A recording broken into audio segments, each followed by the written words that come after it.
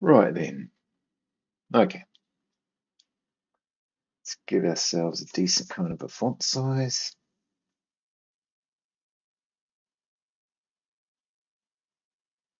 Something like that to be going on with. And let's see what we're doing. Improve the resource counter UI using bevy-ui-dsl. That's first on the list. Discovered this nifty little library thanks to Linux TV. Very handy.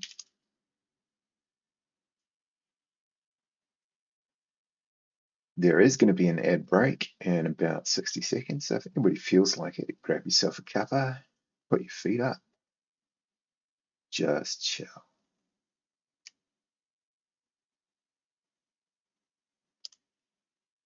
The library we're using is this thing by Anti-Alias. Hey zombie, how you doing this morning, evening?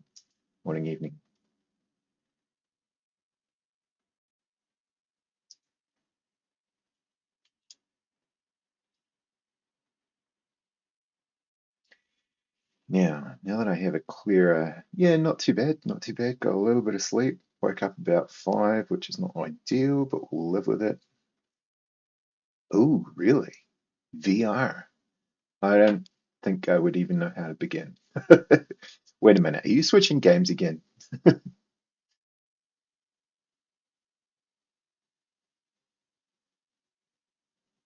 Oh, nice. Making a game with a boy. Very cool. Get him hooked early, that's what I say.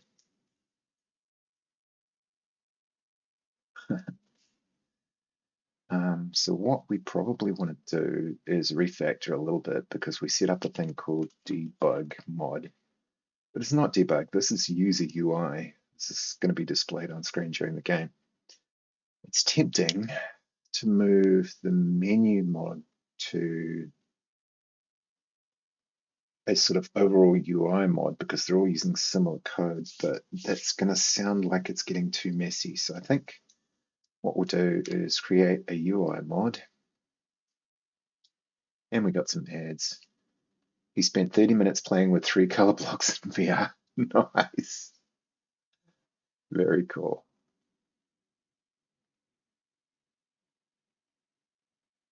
Hey, you didn't get a pre-roll when you joined, did you? You might be watching an ad right now for all I know. If I add one more, it'll push down to 45. Oh, it pre-rolled you. Why does that happen? I don't understand. I thought if I set it above a certain frequency, it wouldn't pre-roll. Maybe I've misunderstood how that works.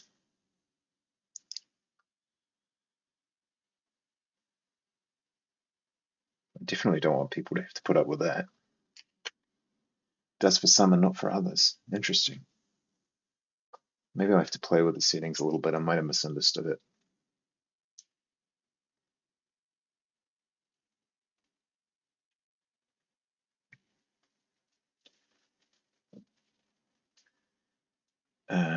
So let's go with move source debug to source UI, and we'll need to basically change everything in UI mod.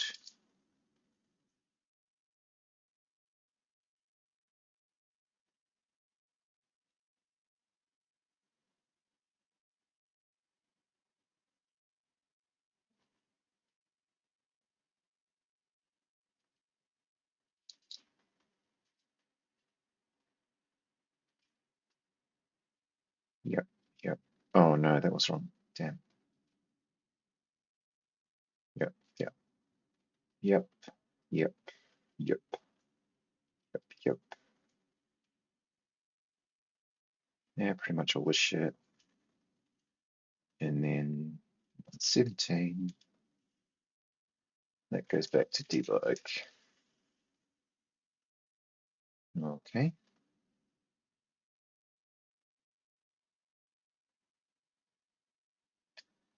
Now, same for lowercase actually. So now in this case, it's not the debug menu, it's going to be the counts.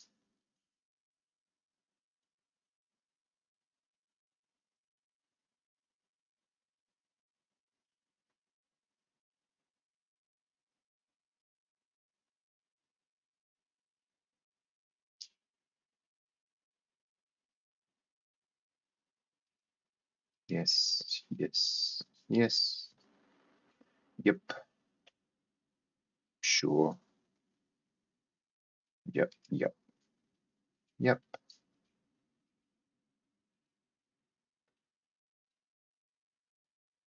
So, actually thinking about it, what is it? Well, what are we representing? Because naming is important. This is wrong for starters. That's now become UI.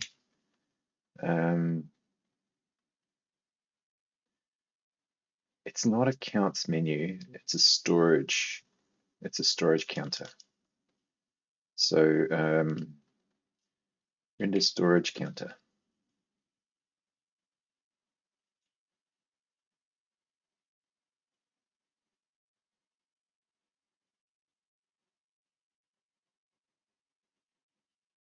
Storage counter. And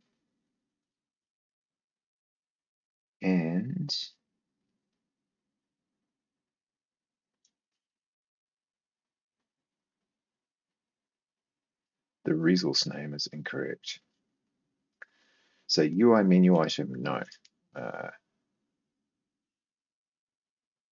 Storage counter root and storage counter item.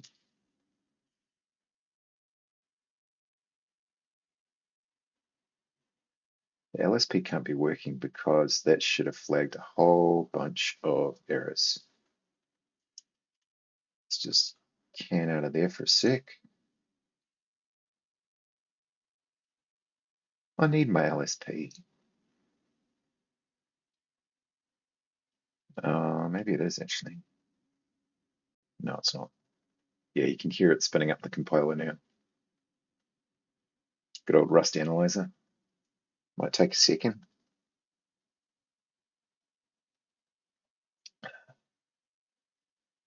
Still didn't do it. Line 14 should be an error. Interesting. Wonder why.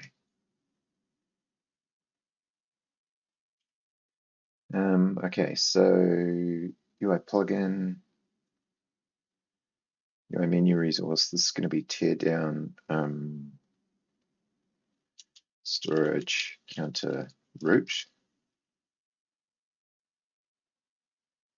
And then I think it'd be tempting to move actually all of the counter stuff into its own module. So that we keep things tidy, because this is going to get hectic real quick. Let's see here. Let's go edit UI counter.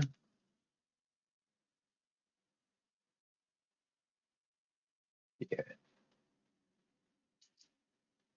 And then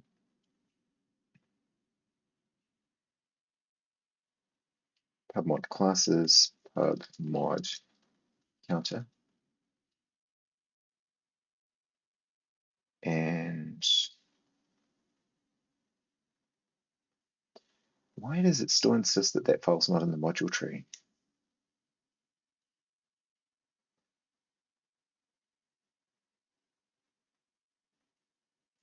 What am I missing? Is the UI module being imported correctly? So that would be in lib, right? Aha, that's why the LSP is struggling.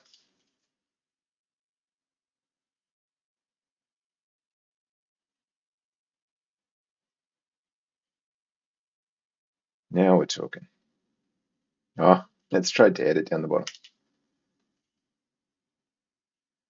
Yeah, well, wait, what? No. Stop that. Why would you want me to remove? Oh, because it's not being used.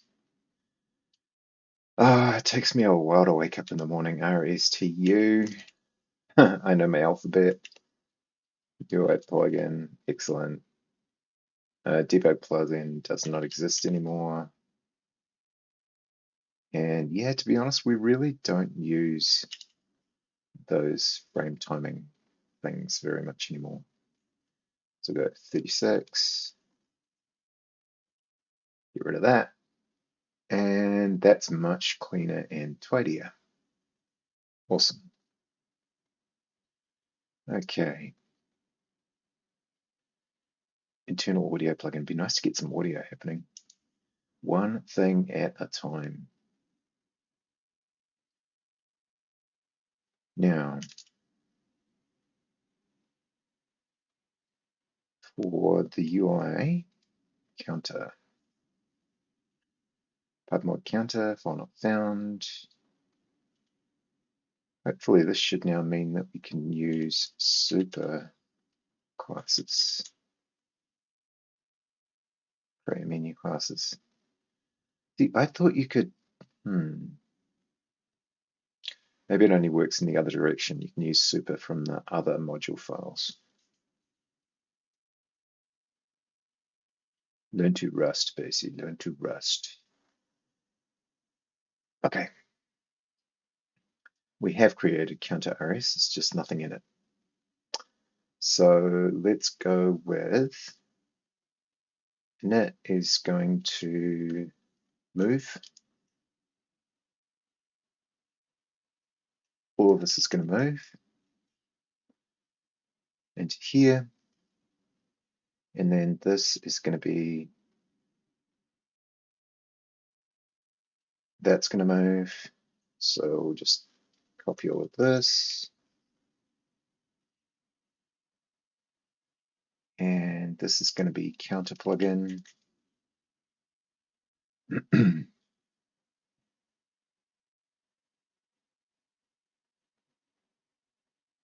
Yep, looks fine.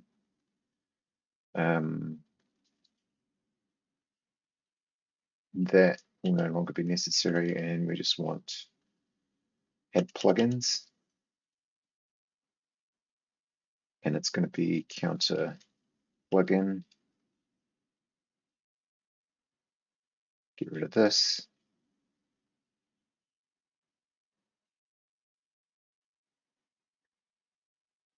And counter plugin.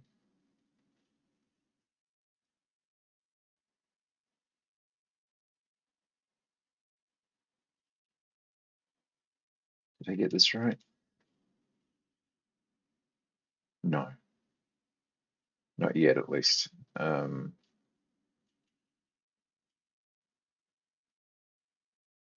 struct counter plugin. Use bevy prelude star.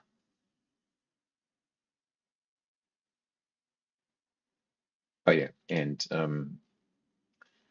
use bevy-ui-dsl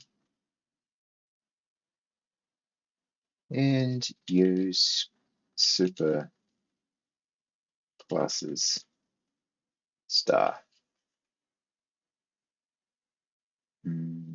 Storage area, yep. Create UI storage area.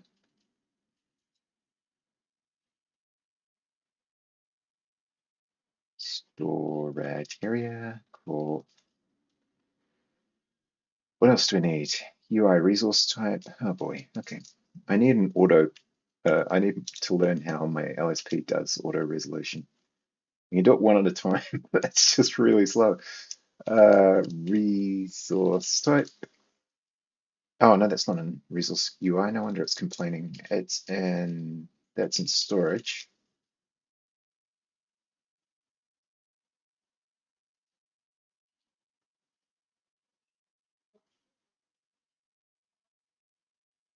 Something like that. Ah, let's simplify it. Damn it. All right. We can resolve all of these horrendous errors. We can do it. I believe in me. Us. Me. Is that the streamer we? It's very different to the royal we. It's not nearly so regal. Okay, so we don't need really much of any of this. Storage counter root and storage counter item are going away. So all of this goes to here. And we are now going to look up how to, how to resolve imports because this is driving me nuts. Is it in help tags? So LSP imports.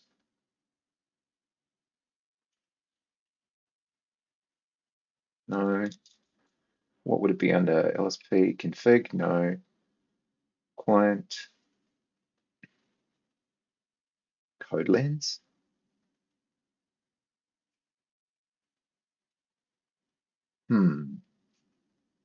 How would one do this? Back. Force reload. Why isn't completion working?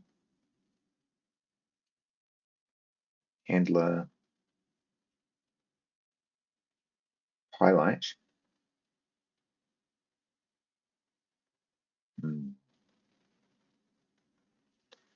Okay, let's try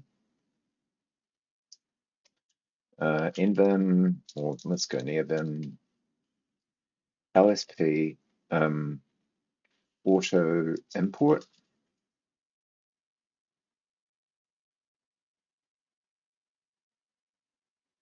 How can I trigger the auto import?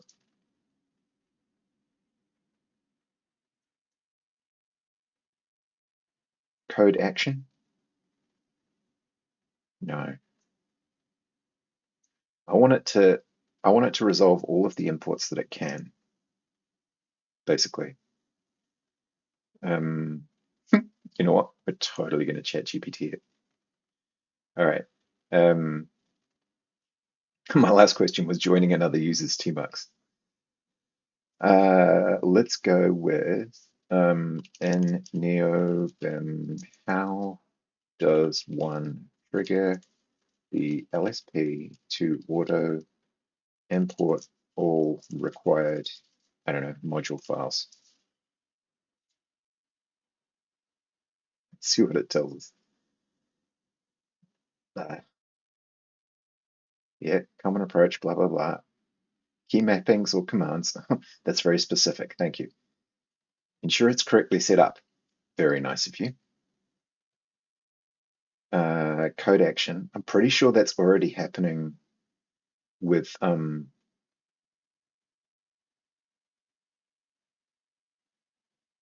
auto imports on save. Ooh, that could be good.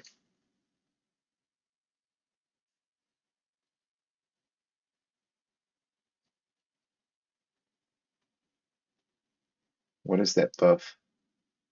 Apply true filter function, find action total import. Is it making this shit up? Check your language service documentation. Okay, so let's go to Rust station bin and we'll try import or use. Import a meta module, blah, blah, blah. Command script import. This is all Lua stuff. Yeah, that's not the right search. All right. So what about Rust LSP? Hover, code action, debuggables, log file, runnables, testables, crate graph. Let's try code action. Implement default members. No, that's very nice of you, but what I want is this. Let's try again. change visibility, remove all the unused imports. Hey, now we're talking. What about if I have a group highlighted, a visual highlight? No, no, no. I can't do this, can I? No. Interesting. What about in the one that needs imports? Rust LSP code action.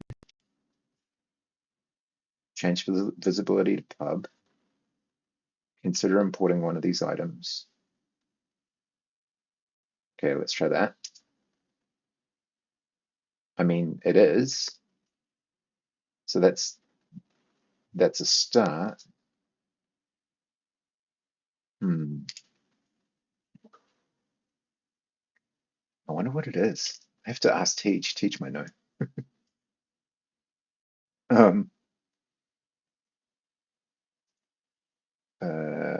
Importing. No. Debugging, runnables, near test, expand macros, move item up, down, hover actions.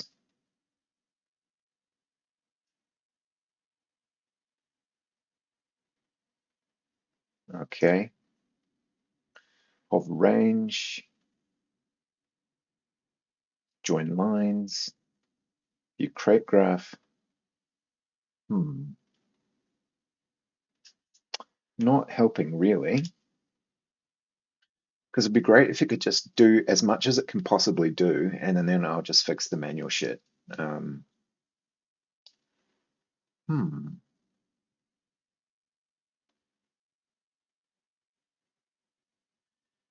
So let's look up, because the underlying the LSP is Rust Analyzer. So near them Rust Analyzer import, yeah, LSP, why not?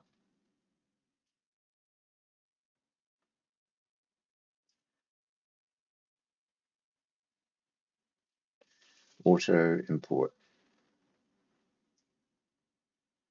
Using the auto import assist is possible to insert missing imports for unresolved items. Sure, but how? How do I trigger it? Completion with auto import I've already got working, so we can do this. For example, if I leave space and then delete a character and then add it back, I get use create resources resource type, which is fine. And that will auto import up the top, which is perfect. That's exactly what I need, but I want to do it all at once. So how do we do that? In VS Code, the configuration for this is Rust Analyzer imports prefix.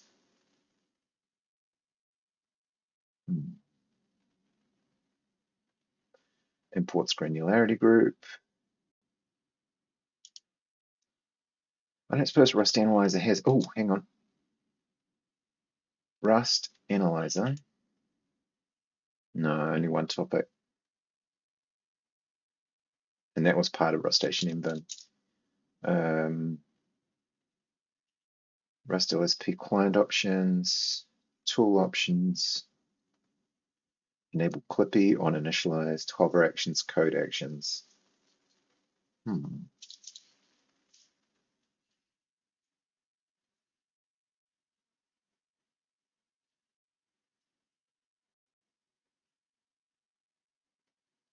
Yeah, don't know. Have to skip it for now. Maybe I'll add a question to Rustation Mbin or upgrade the documentation, because if it's there, I do not know where.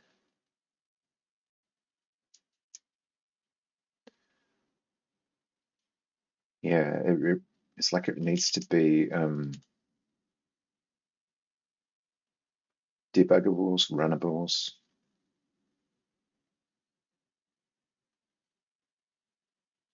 we've got go to declaration, go to definition, implementation, references. We've got the hover action, which is leader K. Then go to next, go to previous. So not even K, it's just K. Not even leader K, it's just K. So I can do this, which I use all the time. But yeah, not the auto imports. No, I'll figure it out.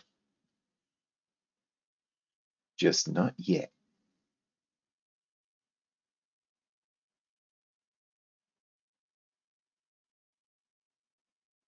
Oh, we need Bevy back.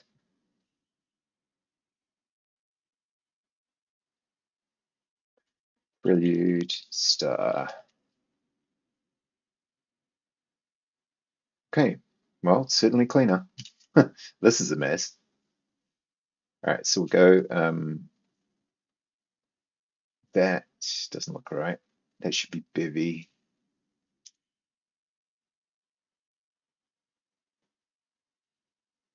Bevy-utils hash map. That's correct. So we'll do this.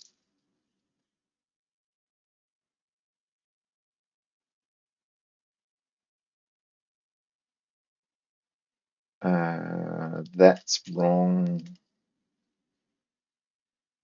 And we'll have to do the line by line imports. So we need game state. Still faster. If you discount the 10 minutes that I spent searching for the other solution. Yeah, we don't care about that yet. Teardown is from here.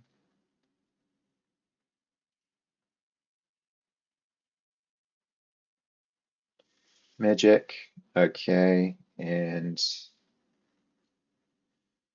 render storage counter, update resource counts. UI menu root is not a good name for this anymore.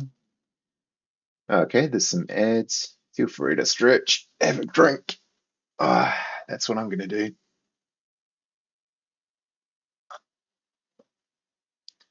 Oh, hey, Dr. Mark Vika. Thank you very much for the follow. I appreciate that. I don't have a magic thing that appears on the screen and tells me when someone's followed yet, but you know, pending. Basically, all you get to do is stare at my editor, which is not nearly as interesting. Or maybe it is, I don't know.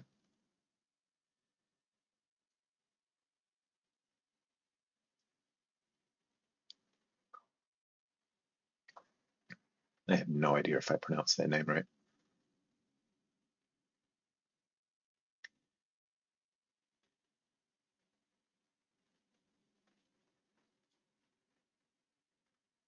It's starting to get light outside. 30 seconds more ads. I'm running the bare minimum. I'm having a little trouble with the ads. I'm running the bare minimum that I can do to prevent it from pre-rolling. In other words, running ads when people first visit the stream. But it doesn't seem to be working for everybody. I don't know why. Hopefully we will sort that out. And we're back. Okay. So UI menu root doesn't make sense anymore. Let's go for storage counter root.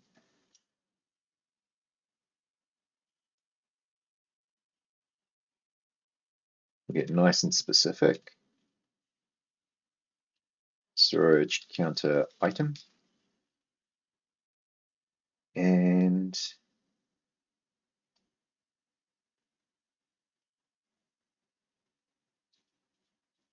yeah, so this needs to be storage counter item. I really don't like the amount of suggestions that it gives me. It's too much. I wonder if there's a way to limit that. I never used to like these pop-ups at all. They really frustrated me because they had code that was behind them. But if you look at this, it's there's too many. It's trying to give me every possible suggestion it can, but I usually only want like the top couple. I suppose I could make it scrollable. but I just don't like things flashing all over the screen and popping up and covering shit. Okay, so we're making progress. UI menu item needs to change. See, so we got, I can't even see the top. Storage counter root is what we're looking for. No, we're looking for storage counter item. Storage counter item. I should just type it, it's faster. Okay, let's not remove that yet. I'm not quite sure. Oh no, you're right, we don't need it. Okay, so that got rid of issues. I don't know if it'll build, but let's check.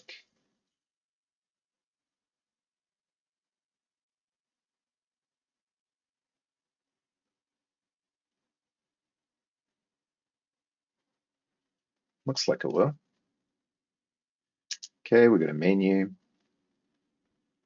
and move the world inspector, which I thought I turned off, and this tiny little number up here represents our menu. And then when we assign some storage and mine a node,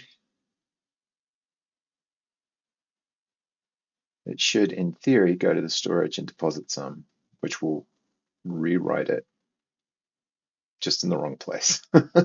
Okay, so progress of a sort. We're going to turn off bevy-ui, what should we call it? Lib. It is called the, what is it called? World Inspector plugin, that's it. Let's turn that off.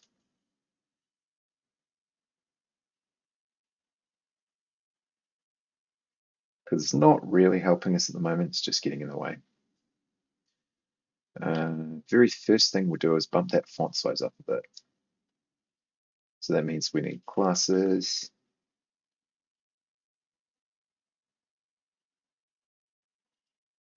Call that 40. And then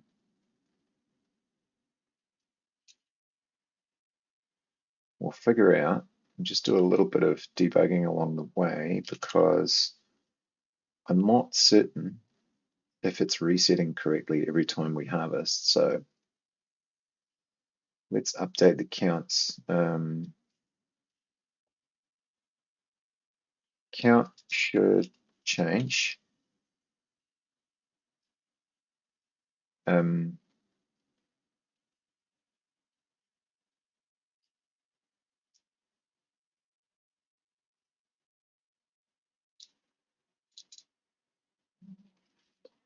then old count, stone count. Yep. Okay. That sounds right.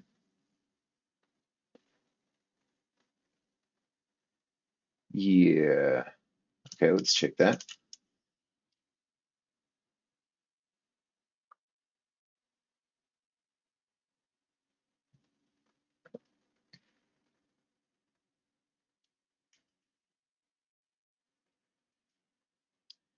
Okay, nice big font at least.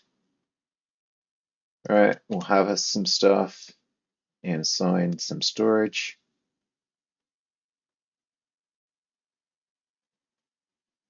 I feel like I want to bring the brightness of the whole game up a little bit.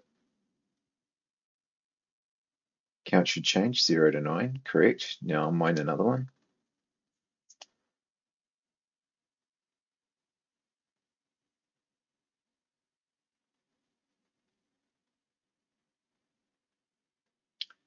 Despawn the node, go back to storage. Oh, okay. So I bet you what I'm actually doing is overriding the storage rather than updating it. So let's figure that out. What is going on here? Okay. So that's going to be in I want to say gathering.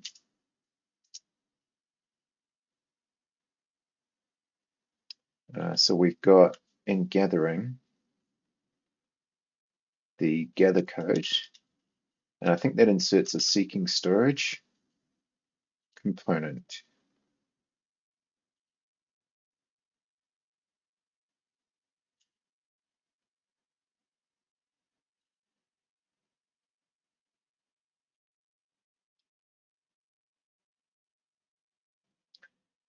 Yeah,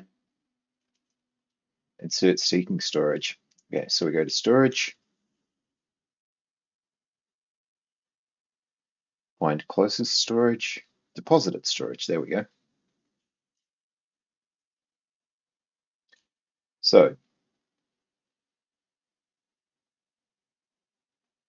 what are we doing wrong here?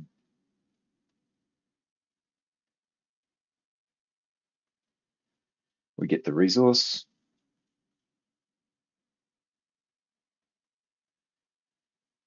quantity 0, resource quantity plus equals inventory, resources remove, unwrap, to owned. Okay. Storage resource is some resource.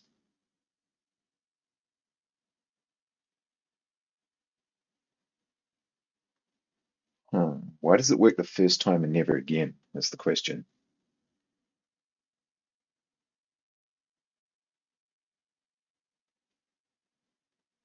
Hmm.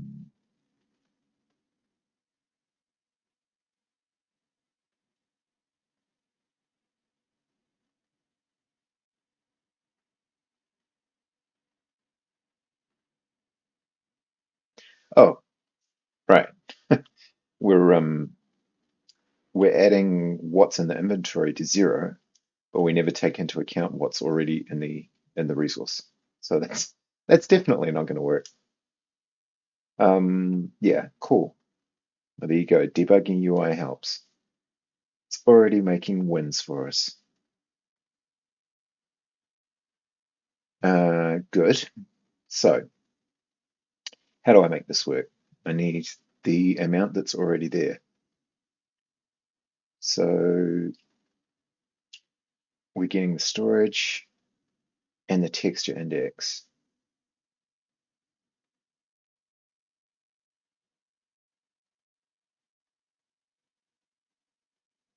Storage queue get mute storage entity.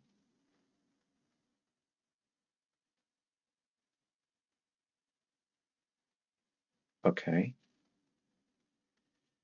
And a storage area has what in it?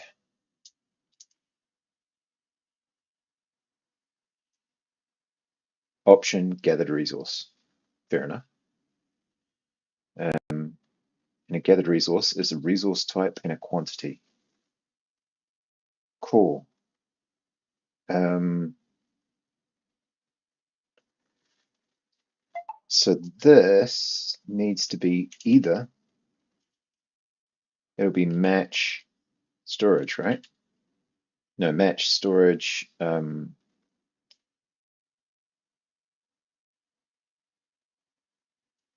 was it called? Resource. Sum r return r, none, then we yield this. That makes sense, right? So if it already exists, we'll return it or we'll assign it to resource. If it doesn't exist, we'll initialize it, essentially. That might actually be enough to fix it. I'm not completely mistaken. Let's try.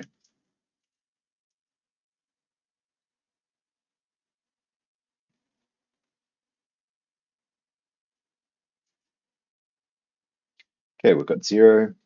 We start harvesting. We assign some storage.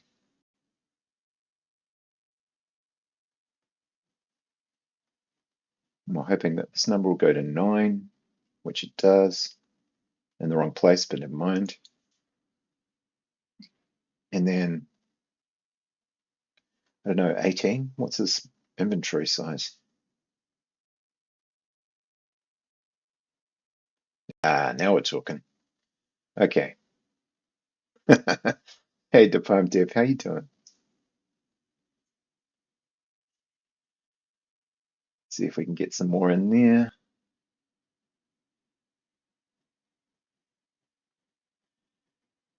Interesting that it's rendering it without the decimal.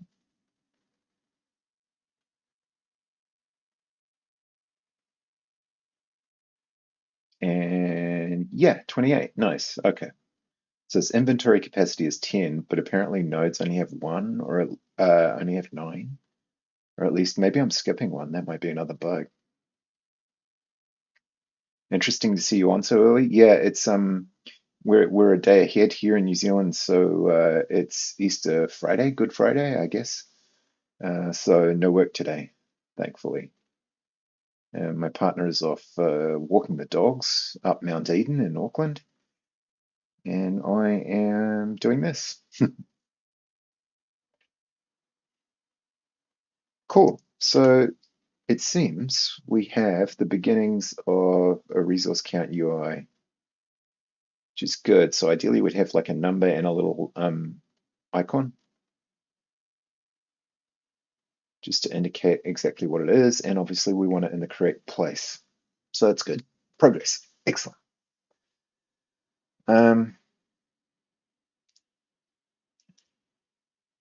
cool. So we might just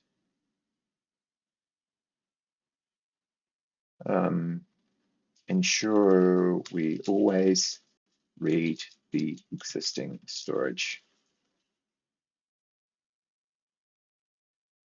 And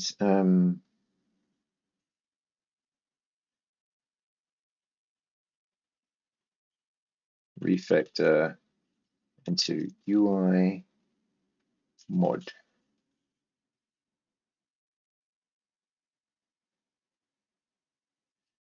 Okay. Now we need to stop it from moving when it redraws itself, because that's just not sensible behavior. Get rid of storage. Now counter. Render storage counter. Counts menu is dirty, is not dirty. Return, that's fine. Despawn the existing counts menu.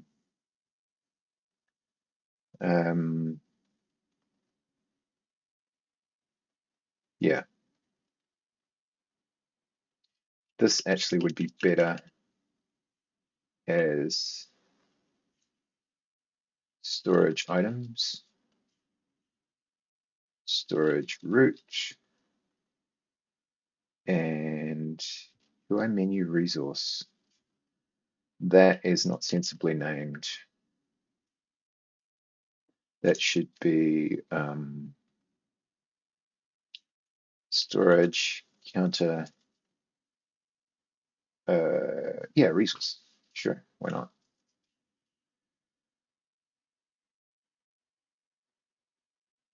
No, no, no.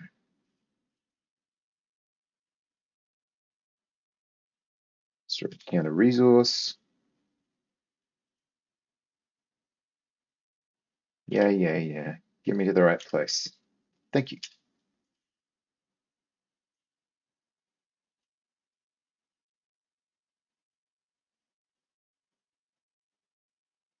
That's better.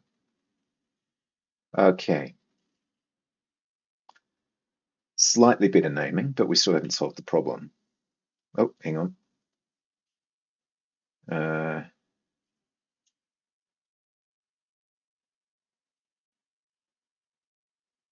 better.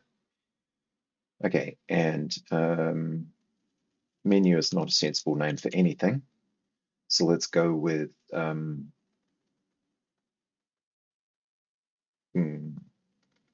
storage counter.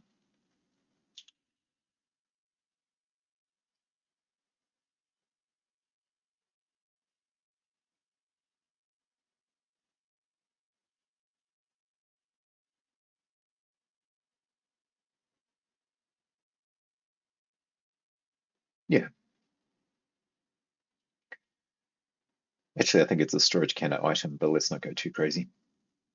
Okay, so when we initialize it, we put the count in the root,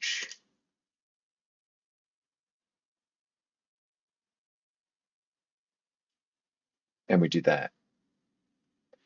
When we update that menu, I believe we're essentially adding a node. Yeah, so that's what's happening. So to combat that, we need to add a node in the initial phase. So maybe node I,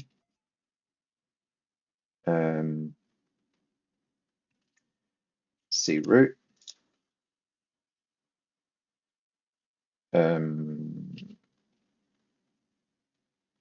I can't remember all the things. Extras, parent, children, right. So storage counter item, P, P, PP. I'm a child. Yeah, and that would mean that we actually don't need to tag this one because it's already tagged as the parent, I guess. So down below, when we do this, we're setting up the same structure. And it won't matter if the padding's wrong. We can just, like the margins or whatever, we can just change that in the classes. So let's try it. And what we're looking for is for the menu not to move when it redraws. That's going to be distracting for anyone. Okay, so it's already well down into the screen, which is not ideal, but we'll live with it. We can mess with the margins. I swear this is too dark. I need to lighten up the colors a little bit or increase the brightness or something. It all seems a bit gloomy. Okay, so we got a 9 and it didn't move, so that's perfect.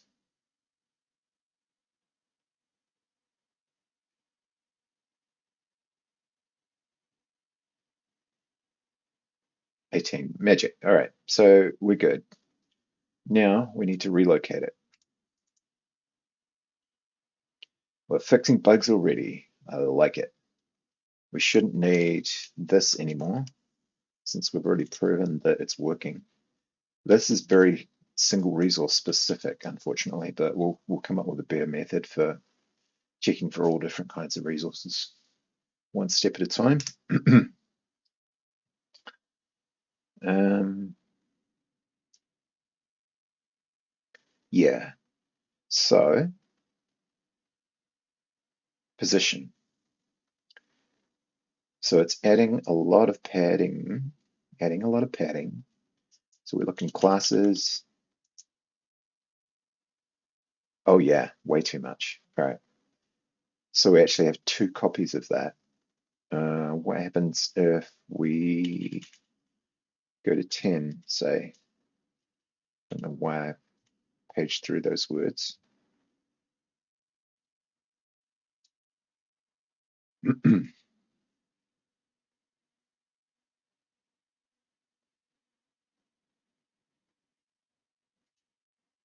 Yeah, nice. So it sits in the corner. I mean, I don't know if that's the perfect place for it, but sounds good to begin with. Um, so what would happen if there were a second item? Uh,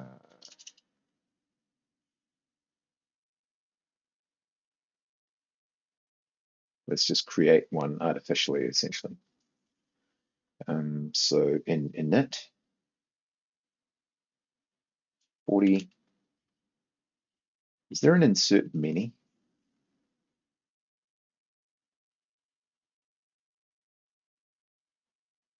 It seems unlikely, right? No.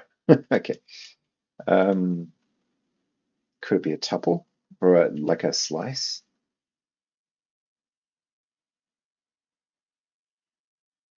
No wonder.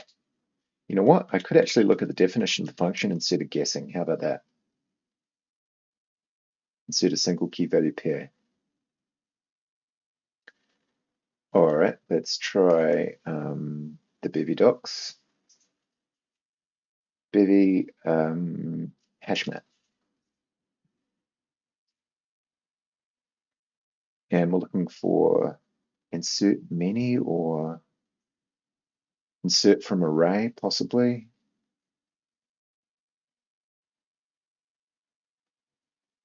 Or a from implementation of any kind. From iterator or from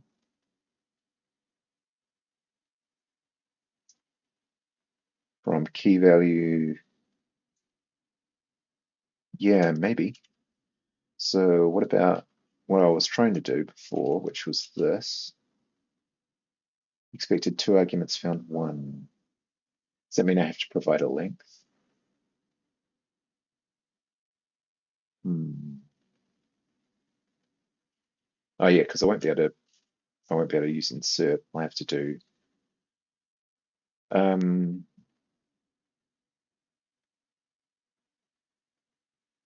counts menu counts equals. Can I do that? Hash map from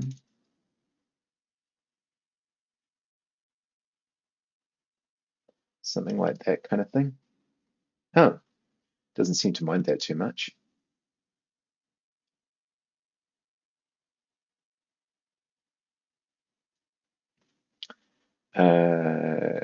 Okay, if that's the case, can I do this? Stored stone. No, not stored stone. Stone block.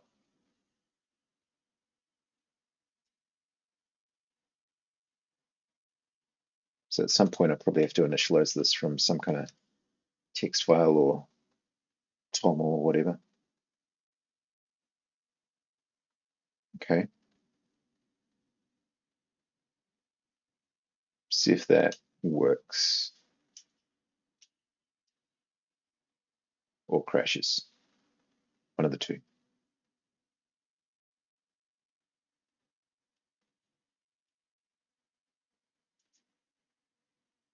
Well, it doesn't really work. This is displaying on top of each other. That doesn't seem likely.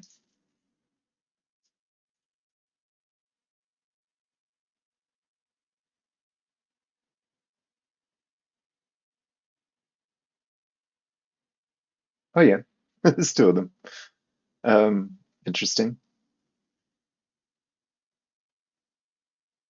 Okay, some ads. I am going to do a real quick BRB and I will be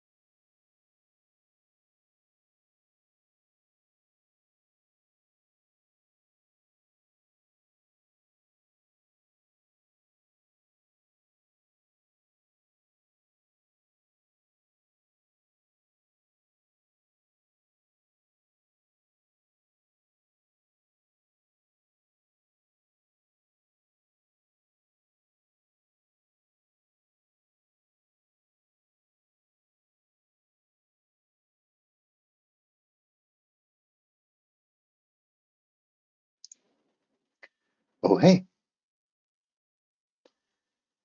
All right. So we know we can spawn more than one. Its orientation's wrong. We need to fix that. And I also don't know why it only showed one at the start. Actually, let's just keep harvesting for one more round.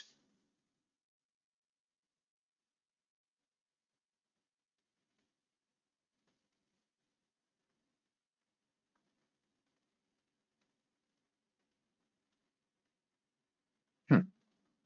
Okay. Don't know. Let's figure it out. Um, yeah. Look at classes. Padding seems fine. Maybe 20. Um, and flex direction column needs to change to row. I think is the problem there.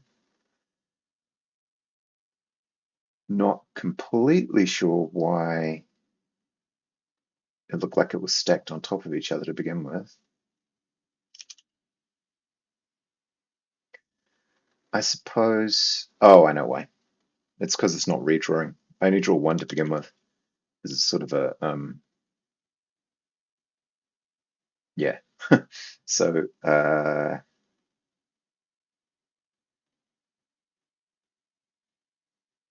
how can I fix that? I look at render. I loop through them, right?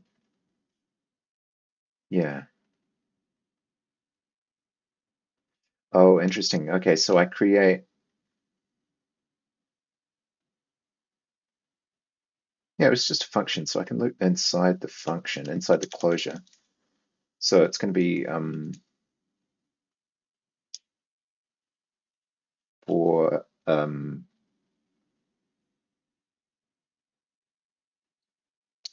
for type. No, no, that's terrible. For resource type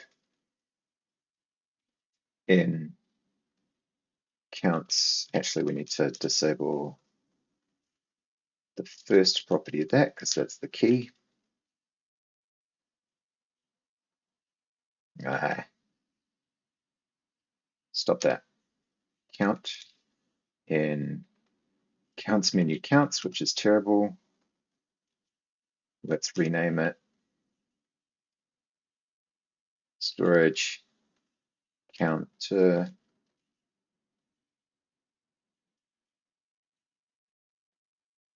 storage counter in storage counter counts. Iter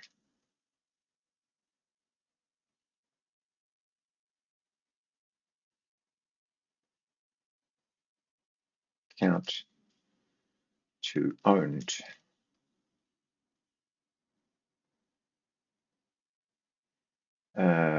What am I doing wrong now?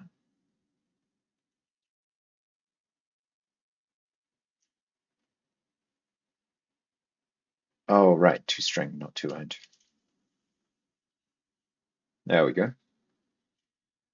Okay, so in theory, this should initialize everything that's in storage counter, which might come from, because we're going to need to figure out exactly which resources to count and how many to display. We're going to have to populate this on load with basically every resource that they can store, which seems, I don't know if that's going to be practical, but we'll try. To begin with, that'll be easy, and we'll just figure it out as we develop, I guess. Um, turn alerts off on my phone, please. Be quiet. Thank you. All right. Um, yeah, so that should work, right? Let's have a look.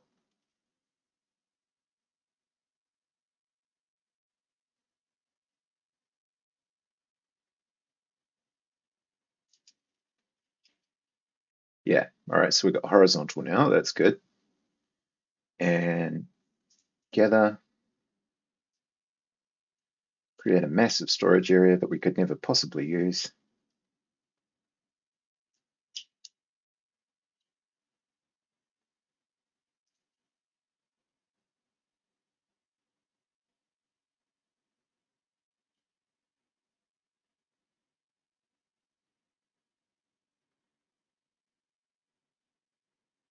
Nice.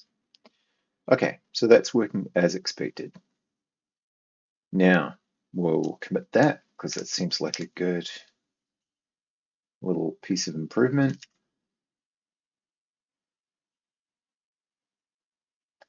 Show multiple counters, improve class layout. Okay. Now we need to identify what each one is. That means we need to actually we have a type that that encompasses this gathered resource, which is a resource type in a amount. But actually, this is fine for now anyway. But we need to be able to display the correct icon to identify them, which means I need to learn how to do icons in bevy-ui-dsl. Should be fun, and I need the icon itself. So let's fire up Aspirate, and we'll look at our core, our extremely clunky images. And I'm wondering if I either add to this one, but I don't think that's practical. Maybe just create a new one that has smaller versions of these, or just more, yeah, more contained somehow, because these are pretty small already, but maybe something that can be displayed in a menu, whether by resizing this or just kind of trimming some of the edges. All right, so let's go with I don't know, base miniature or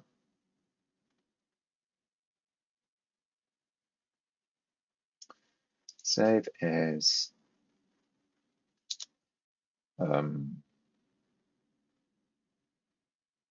storage counters or inventory counters. Let's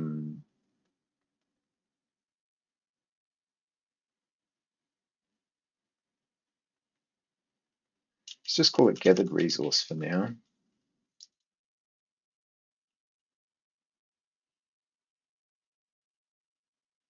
No, because it could also be crafted. Resource small or resource UI. Naming is important, damn it.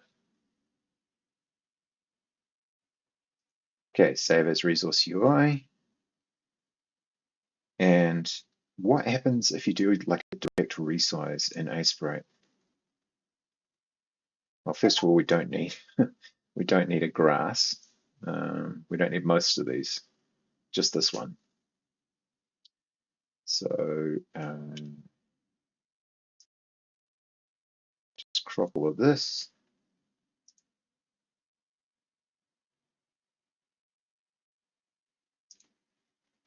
Oh, other way around. I am totally new to Aspirate. Well, not totally new, but within the last month. So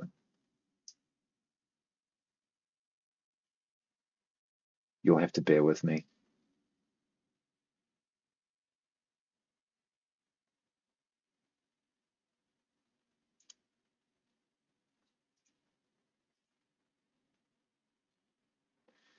Okay, we don't need that one,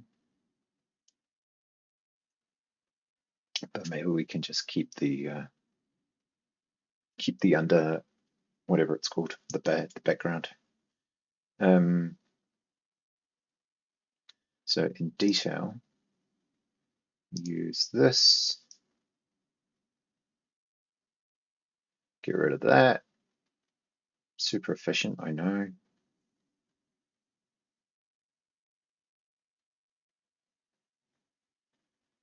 Go away, go away, go away. Okay, Now, what happens when you resize one of these? Does it just come out really horrible? Should I try and trim them without resizing them? And can I even do that without it looking dreadful? Let's try a resize first.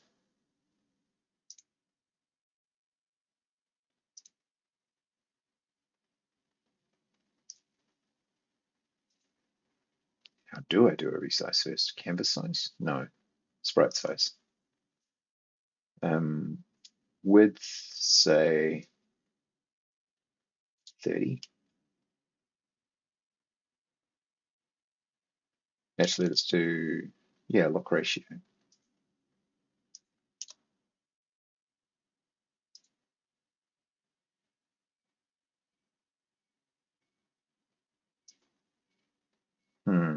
It's not gray.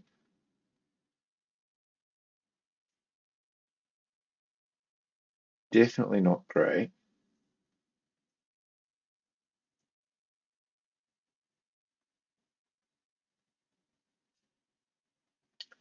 What about if I just follow the edges as best I can?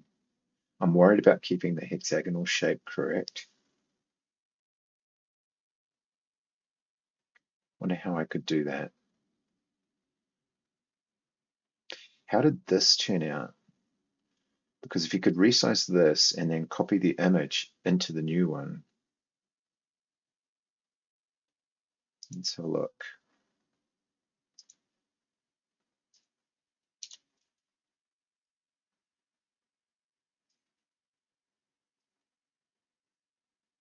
It's pretty jagged. It's not too bad. What about if you use a different method?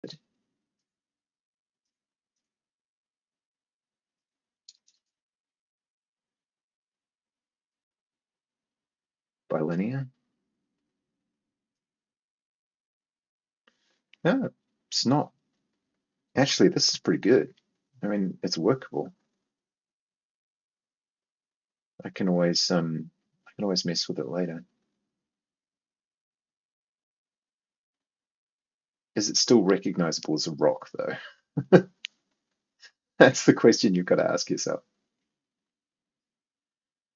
Maybe if we get rid of the storage pattern around it,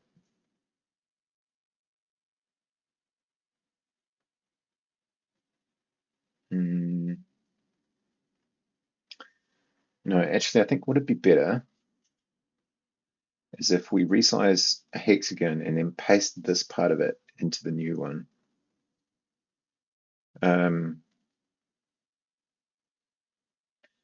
So what we'll do is we'll resize 75%, maybe even 60%. Let's try 75 to start with, bilinear, and then crop to this.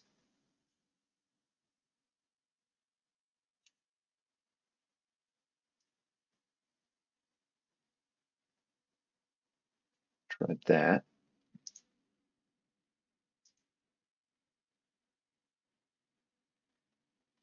And save as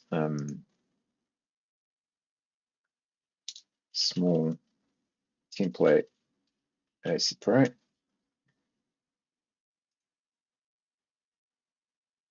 And then open the other one.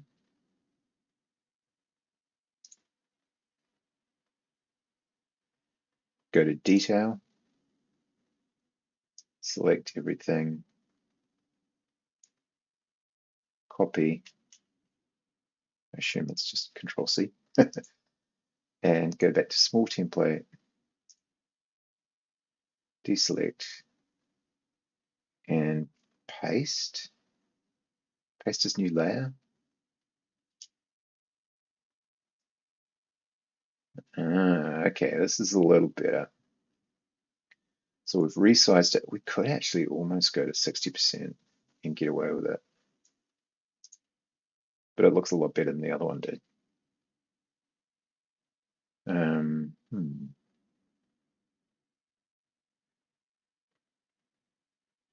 I need Adam Eunice or someone in my chat so I can ask them questions. Yeah, let's try 60%. Actually, we should be able to resize this one, hopefully, to, I don't know, 80% of its size. And then paste. Ooh, no, that's pushing it.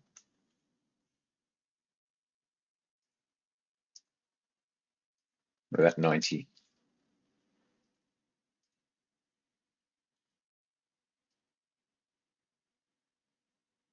It's almost like you want to take the shadow away, eh?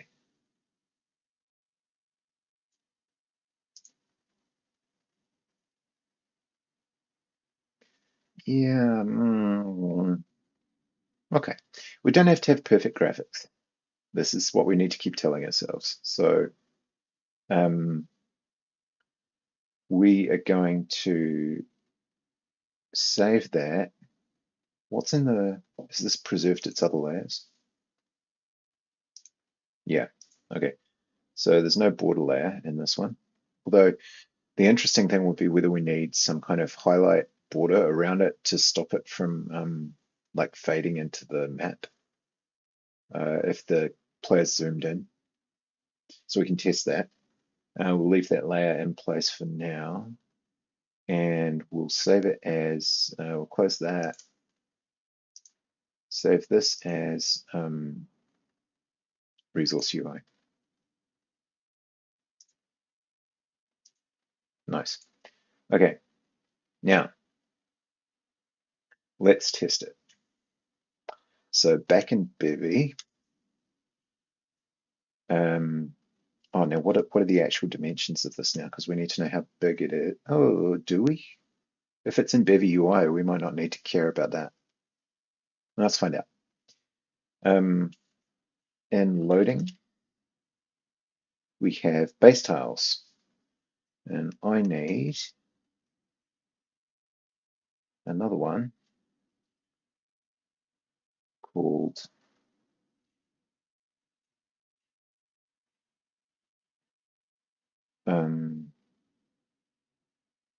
UI tiles. Sure, why not? And the first one is stored stone.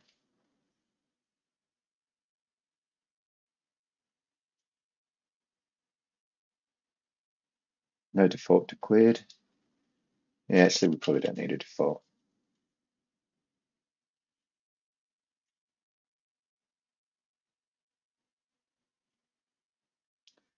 Okay, now we need to load it. Asset, path, textures. Oh, I haven't exported it as a PNG yet. I need to do that. So, what are we calling it?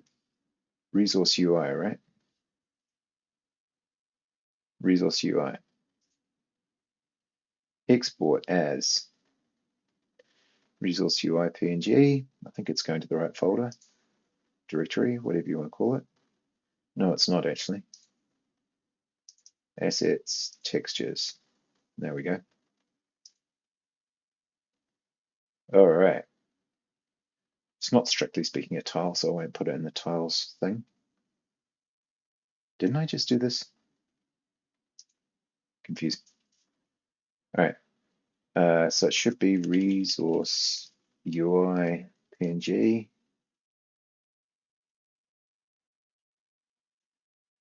Pub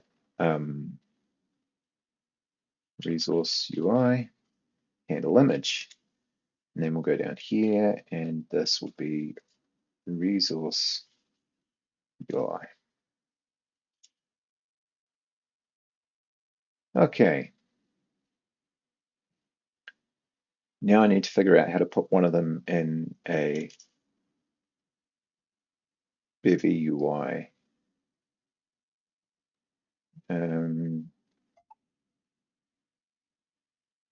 Why does that keep going off? I swear I turned the volume off.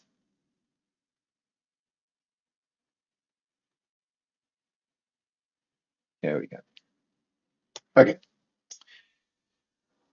So let's look for an example in bevy-ui-dsl. Does this have images in it?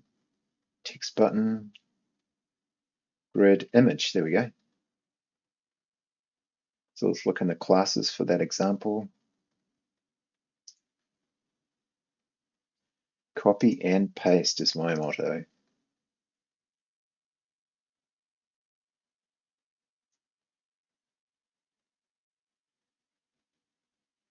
Got width and height and an asset. Okay, I can live with that. So you basically load the asset by giving it a style or a class. That seems fine to me. So let's go to classes, UI classes, and we will add this one, and we'll call it C stored stone.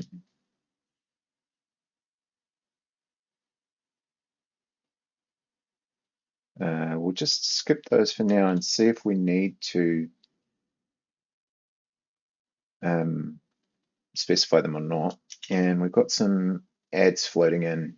So just a heads up, go grab a drink. Pat the dog. Stretch. Look out the window. Or you could actually watch the ad. It's up to you.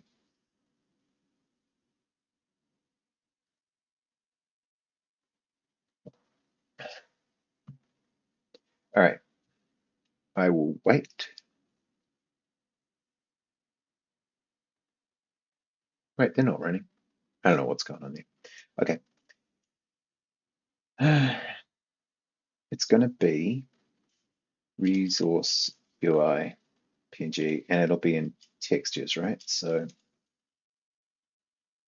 there we go. Now we need to display it. So in that,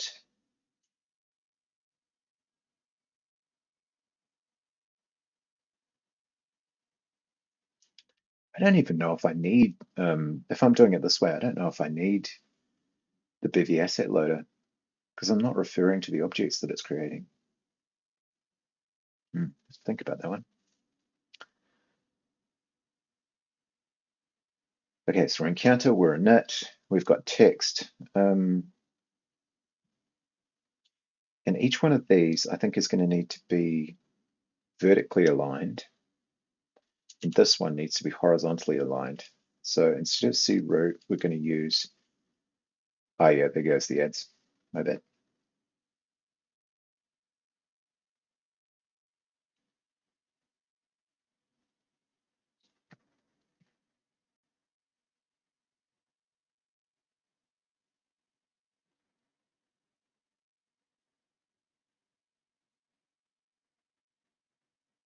I think I understand this pre-roll ad business now. You've got to run the first block of ads relatively early in the stream, like within the first 60 seconds or something like that. And then that should disable pre-rolls for everybody for a while. Otherwise, if someone joins your stream in the first quarter of an hour, half an hour, using their recommended schedule, they're going to get pre-roll. I see how it works. Okay, makes sense. I wish they weren't necessary at all.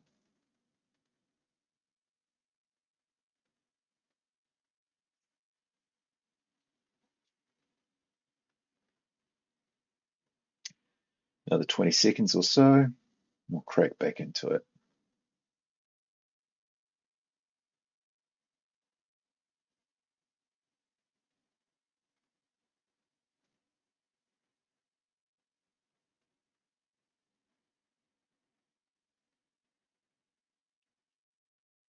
Okay.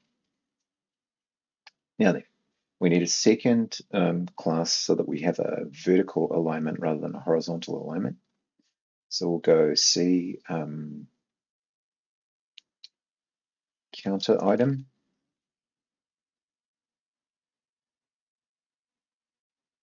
And put that into classes.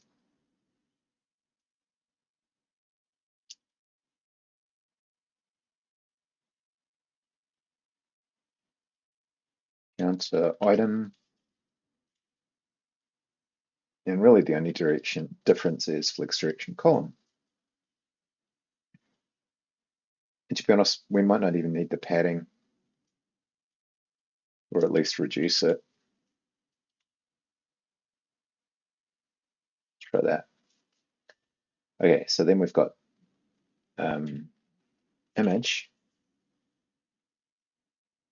C, stored stone,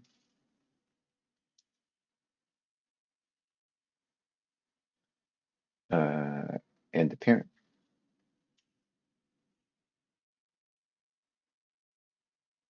Seems almost too easy. Yeah, and the difference here is that we're going to have to associate a class with each different kind of resource. Otherwise, we're just going to keep repeating the same image. So in the meantime, we'll just keep repeating the same image. Let's just take baby steps here.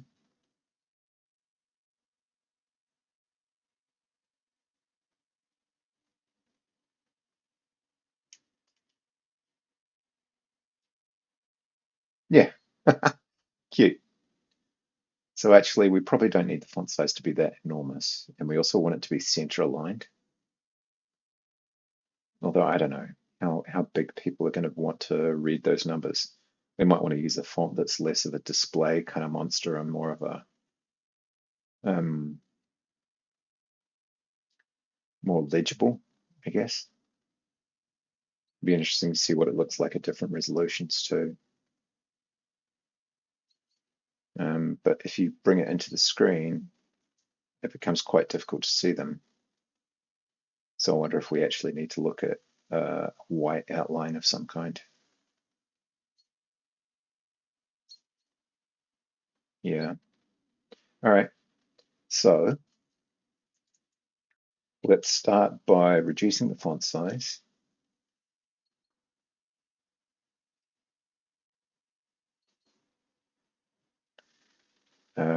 Doesn't look like we do need to specify this size. They'll just display it whatever size. Yeah, reduce the font size. Say 30. Now, justify content, I think will be center. Is it align items or justify content? I think it's fine to say center in both, actually.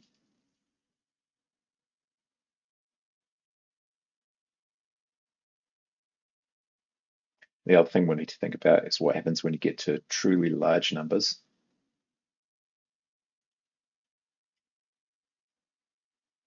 And how that adjusts. Looks not too bad, maybe even just a tiny bit smaller, and obviously with a different font. So we started using the Rubik fonts because they're free for commercial use, as far as I know, from Google Fonts. And they kind of seem to apply.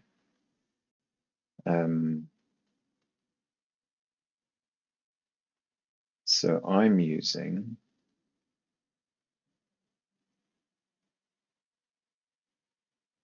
what is it called again?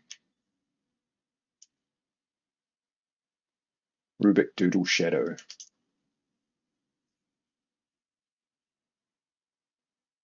Ah, yeah, here we go. What about Rubik Scribble? Would that be legible enough, but not quite so confusing? That's Rubik Doodle Shadow. Wow, it's not nearly as jagged in that.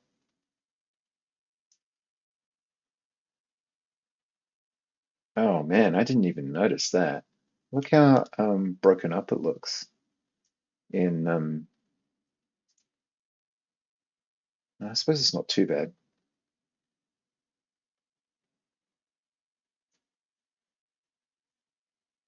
Yeah.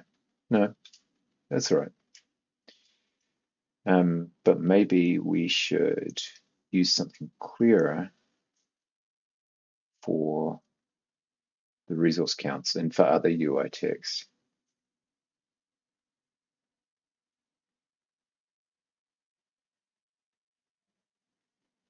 Don't want to make the fonts too clever. We want them just to be legible. Just use Rubik. Rubik Scribble's probably a bit too fancy for this kind of purpose. And I don't know that it'll stand out. We could test it, I guess. But I think you probably just want to keep it simple for things like numbers. All right.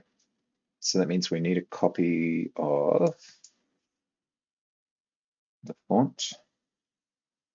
Now I've got a couple of different ones. Rubik Extra Bold, Rubik Beastly, Rubik Moonrocks. Okay. Why don't we try Extra Bold just for the hell of it?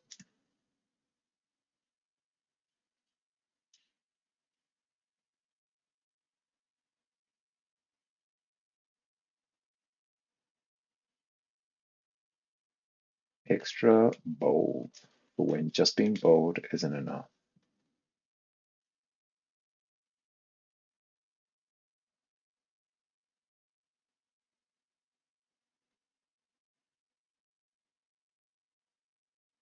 Huh, that's almost too obvious.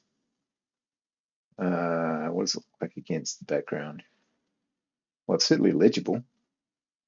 Could be smaller. It doesn't need to be that bold. Um, just for giggles,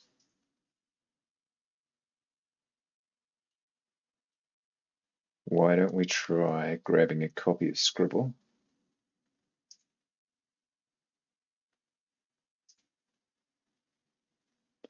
Why are the three? What? No.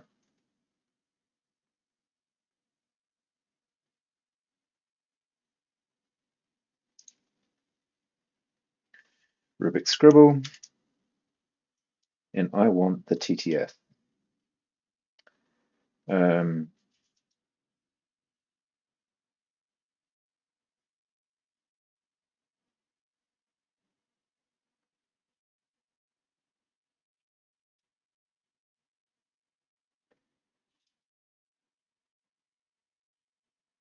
move the TTF into assets.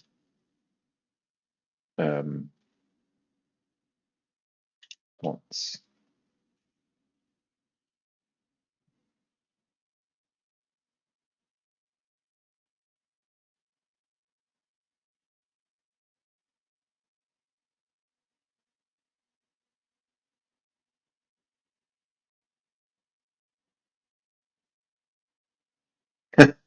Oh, did it?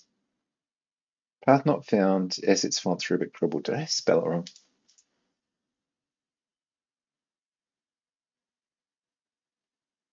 What did I spell it as?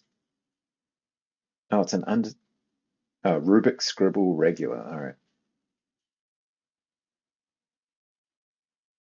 Name your fonts consistently, damn it.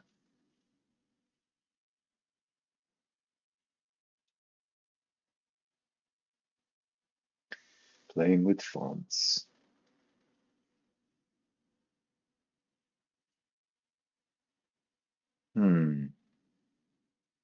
It's a bit too vague, really.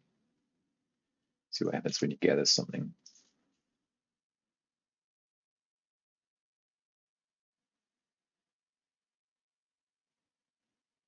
So we might end up transitioning the other UI elements as well. Oh, wait. Oh, it doesn't draw the images when you update it. I need to fix that. Yeah, too vague. Not good enough. What about just regular Rubik?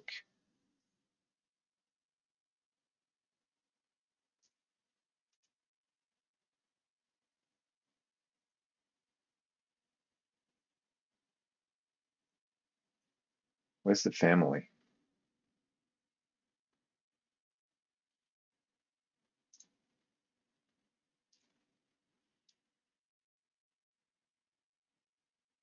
Where's the font family gone? Oh, here we go. It's a variable font. Well, that seems fine. Nothing special about it.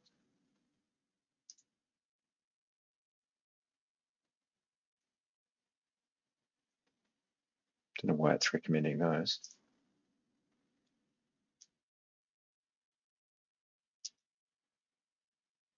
Downloads, Rubik.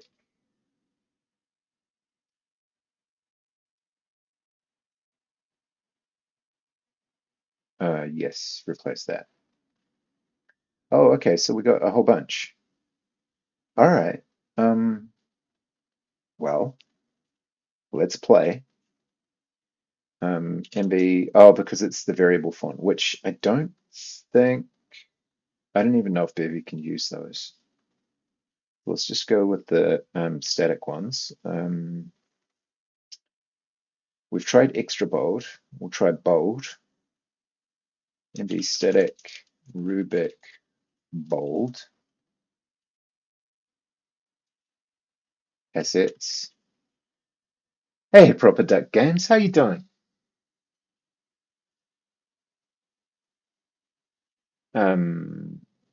Fonts. And we'll try Rubik Medium.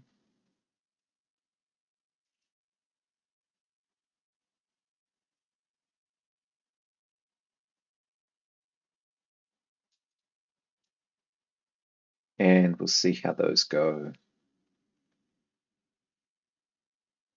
Yeah, I think that's okay. So instead of Rubik Scribble, we'll go with bold.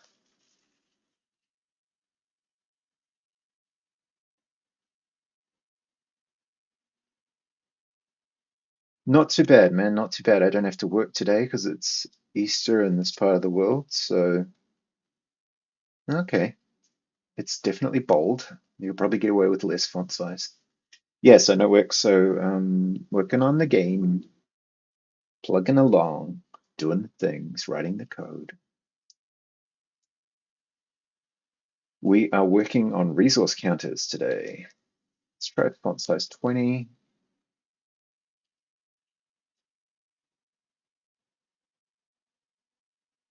What you up to today?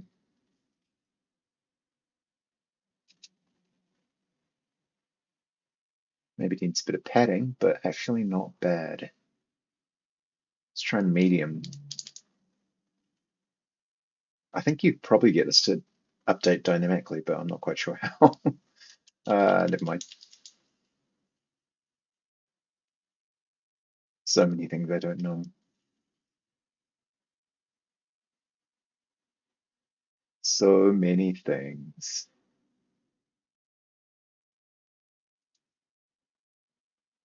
That's actually fine too. See what we get when it updates.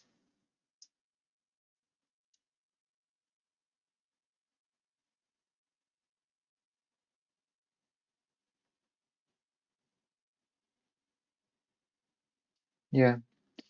So how big would it have to get before you would start to run into trouble?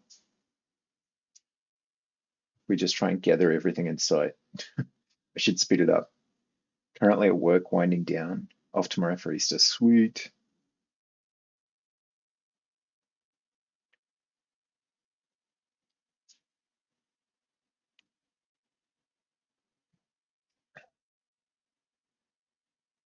Yeah, I definitely should speed up the harvesting speed.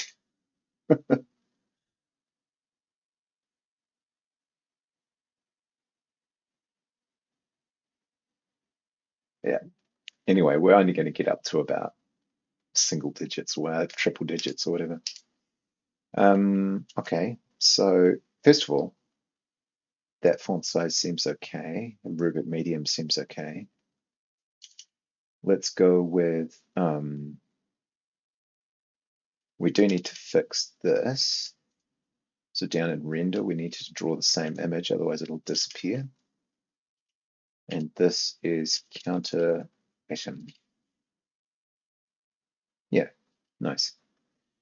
And then we need to look at the image and maybe add some kind of a white border or certainly a highlight of some kind. Um, how do I line draw it in? Why don't we try? I think it's shift, isn't it? Yeah. Oh, that's maybe not quite what I was going for.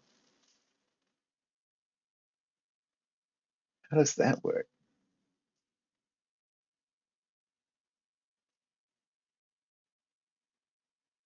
Hmm, interesting. Not what I thought. What happens if I put a dot in one place and then shift? Ah, there we go. So can you anti-alias it? Because that would be helpful. Click to start then. Oh, yeah, thanks. I get there eventually. I am a complete beginner to Ace for about, I don't know, a month or so.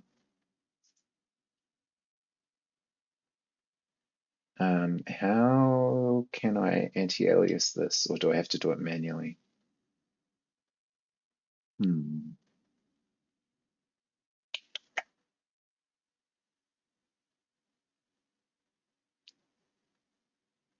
Freehand trace algorithm. Opacity. Dynamics. No.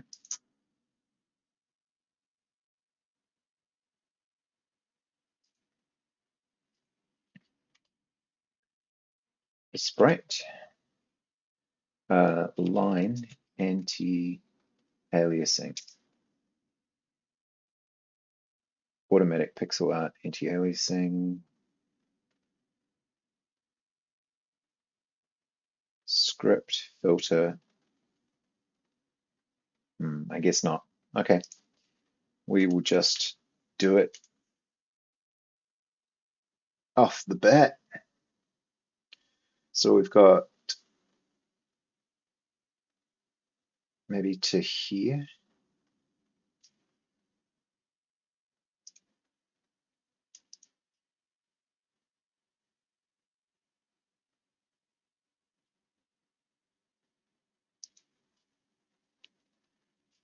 I don't know if I'm doing this right, but we'll see.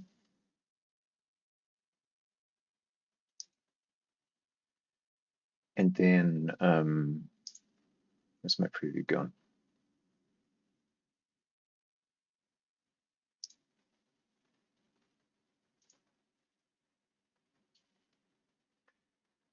So we need like a more opaque version of that.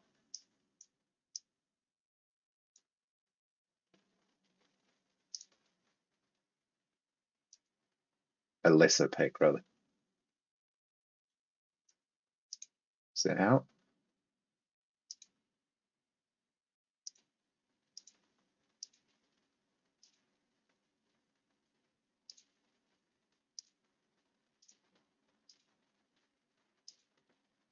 Something like that.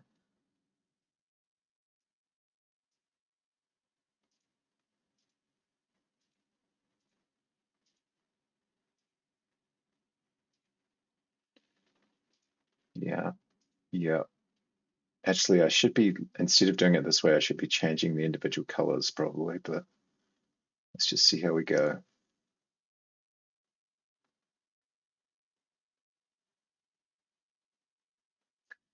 And then an even less opaque version.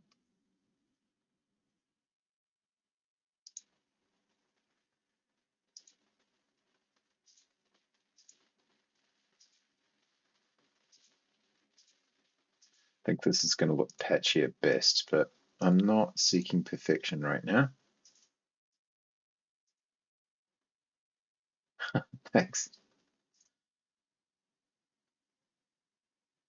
I think, oh, my eyes. I think even that extremely light colored green probably is okay because, yeah, I think that's all right. And then this is an error, so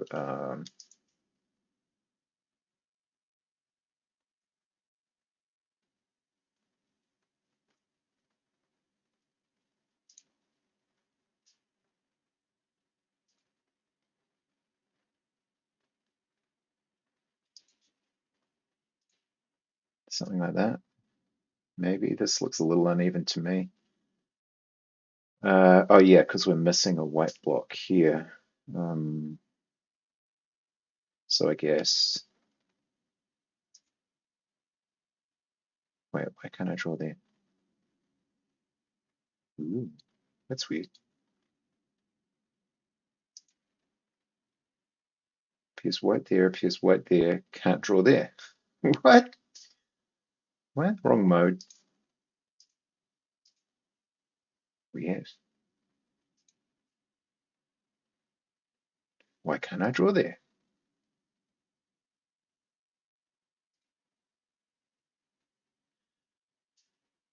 Okay.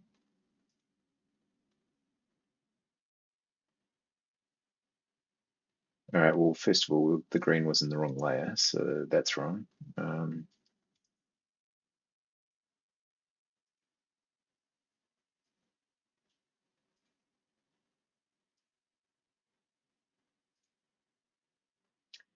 And then bring back detail. Sure. I mean, oh yeah, here we go. So,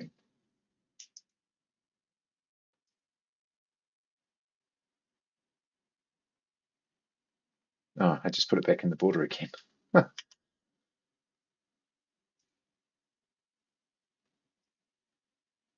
can tell I stop talking a lot more when I'm trying to do anything related to art because it's not nearly as natural to me as programming is.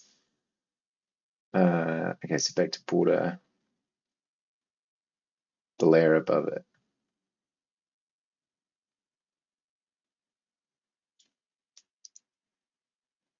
I don't understand why I can't draw into that layer in all the locations though. That's confusing to me.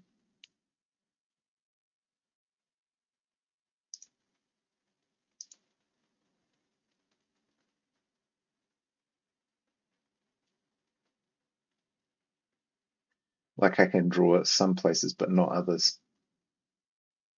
So does that mean that something is above it? Oh, right. I think I see. It's got a height preference on it.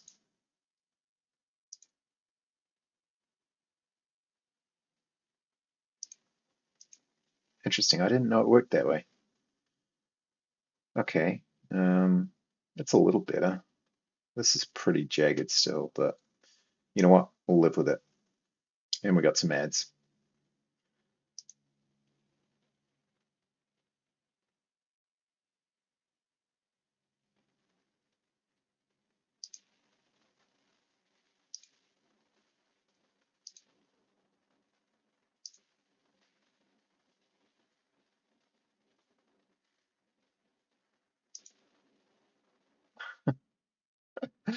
Facebook wants me to follow Pets at Rest New Zealand.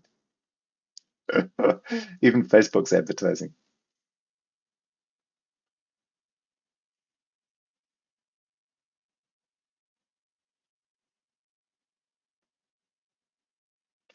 Definitely need to turn Facebook notifications off, apparently. I must be old using Facebook.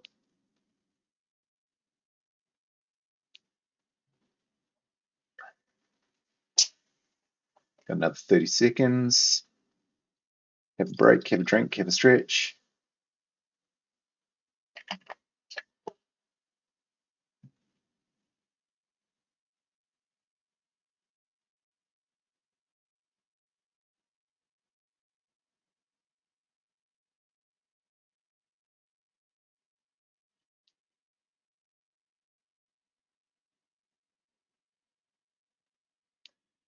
Yeah. Okay, we're back. Sweet. So hopefully we should have, okay, well, it certainly looks sharper. And against the background, it's much easier to see. So I like that better. I'm not wild about the font yet, but I'll live with it. Um, yeah, could be a lot worse. Maybe just a tiny bit more padding. So in the image style, which is C stored stone,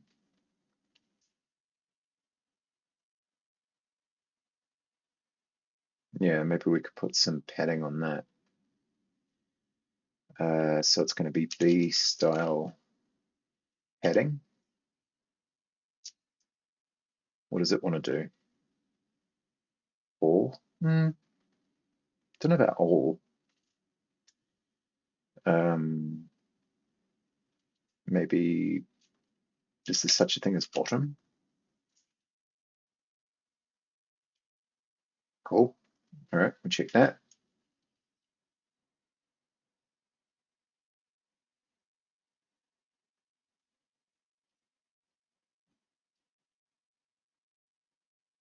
That does not appear to have worked at all. Or if it did, it's almost imperceptible. Um,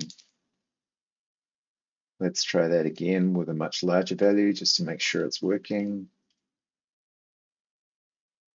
Pixels are not huge after all.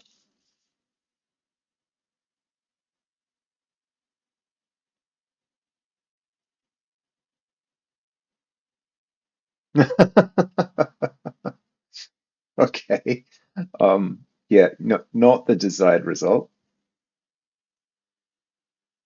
Ah, boy. UI rect bottom value. Yeah, why would that stretch? What if we just do all?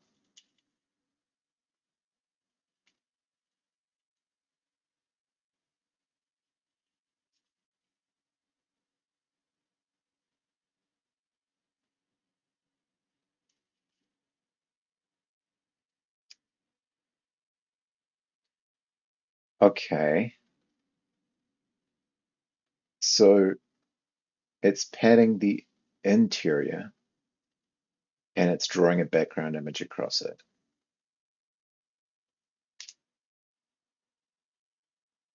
Is there a margin?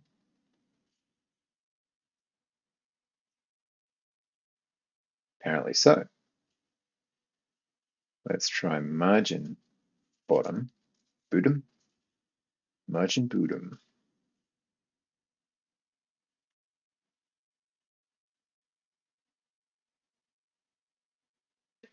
And this, of course, might be affected by UI scaling as well. Ah, yeah, okay. I'm with you now. So that's too much. We just need a little.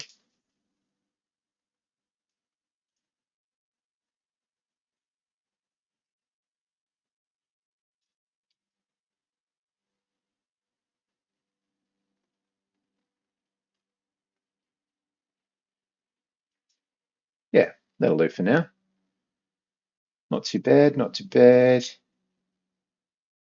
Reasonably spaced. And then I guess the ideal would be only to display it once the resource existed. But also we need a solution for um, associating a resource counter type with its texture so that we'd have to associate it with style.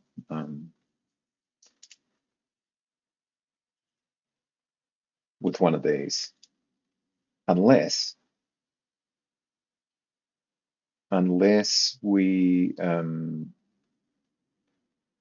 have a utility that's like accepts a string argument and generates one of these.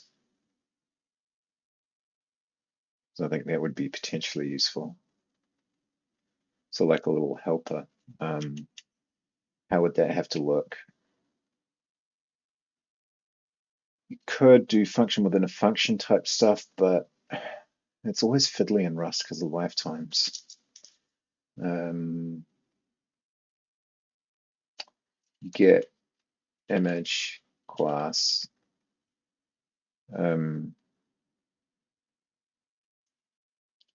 and string path and string assets asset server, a little bit roundabout, but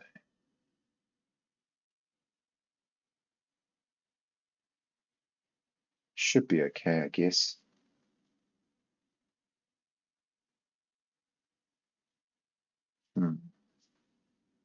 Can I do it that way?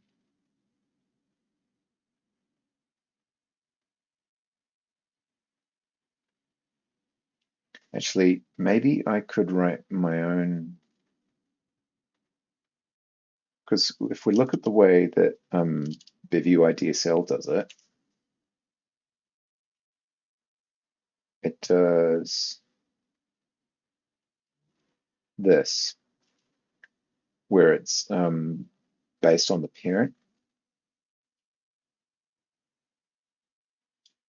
So if I could potentially write my own little widget that was like image from path, and then I don't know, stored.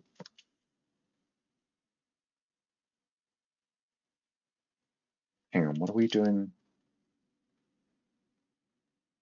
Oh shoot, I'm gonna have to have separate images for each one of these.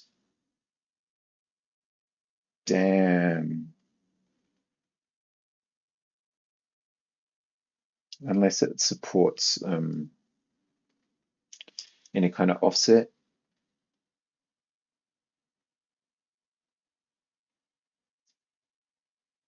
Oop, don't want that. bevy-ui-dsl.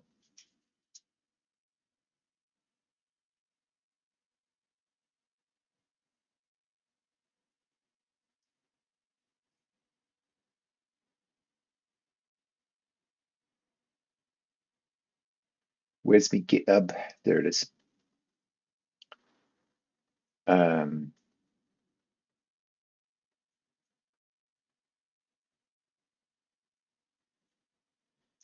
class examples,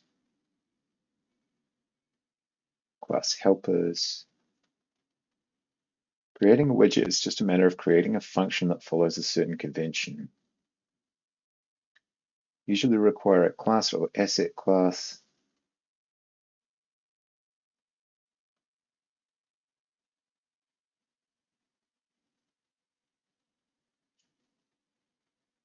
Because ideally what you want is something that'll take in a texture map and just choose the right image offset for it.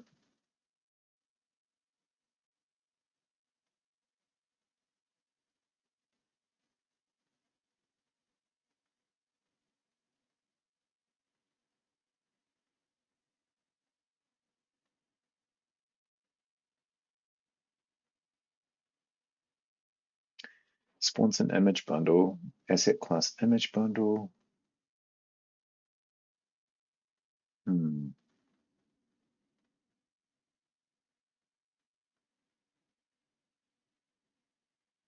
Image pane, image pane I.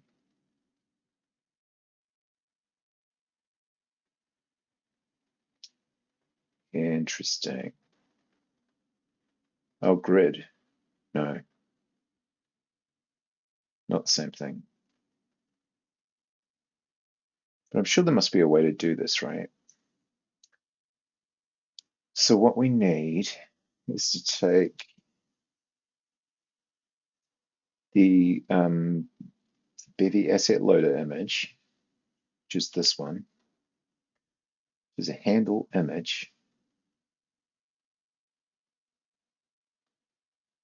Determine which one it is. So say resource UI stored stone.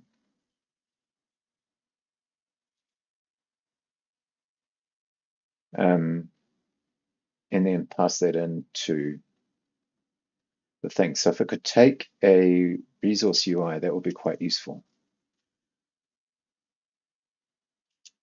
If it could turn one of these and take a texture assets resource UI and turn it into an icon. Do I want to go this deep into customizing this now? Or do I just want to generate a whole bunch of separate images? I should try to build good systems now because I'm going to be depending on it for a long time, in theory. Hmm, interesting.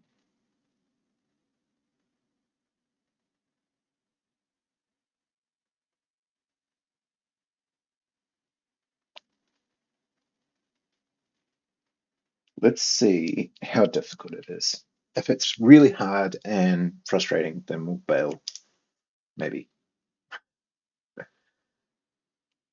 So, spawns an image bundle.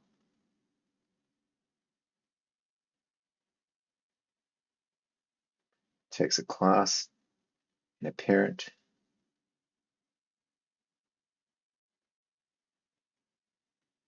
Okay.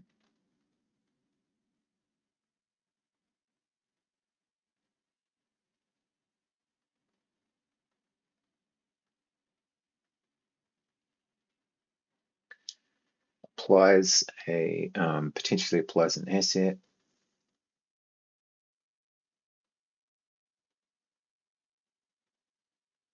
Hmm. We don't need to tag it with anything, so we don't really need to care about that.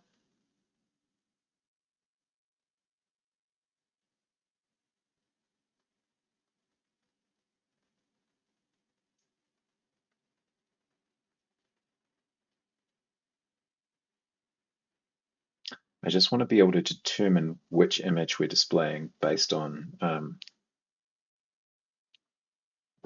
enum. So what would this have to look like?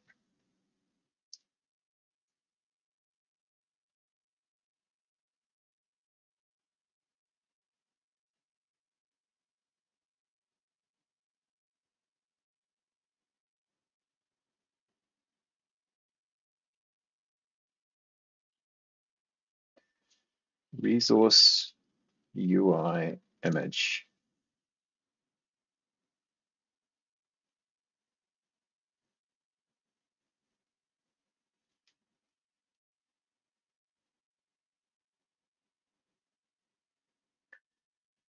Define implementations on types. Inherent implementations are standalone. Trait implementations are used to implement traits for types or other traits. Okay. And the parent is a mute UI child builder. But we could also add other arguments, right? So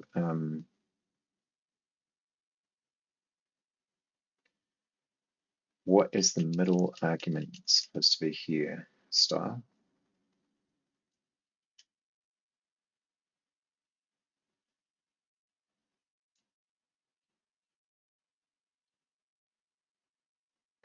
Extras and parent. Okay.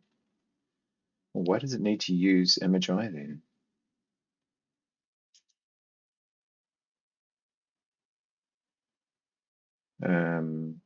Why can't it just use image?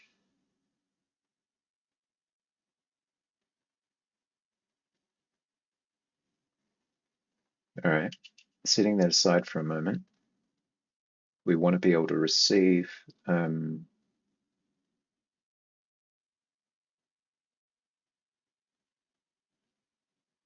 it's got asset class.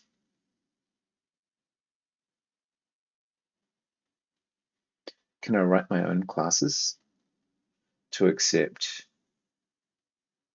not an asset server, but a loaded asset resource from bevy asset loader? Let me just see if anybody else has asked this question.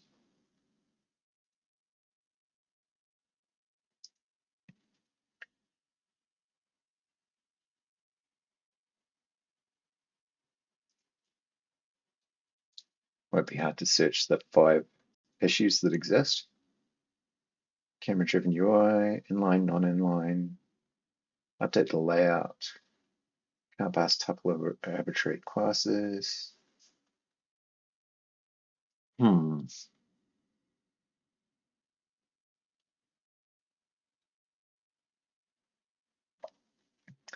It is possible that I could make this work without using the DSL.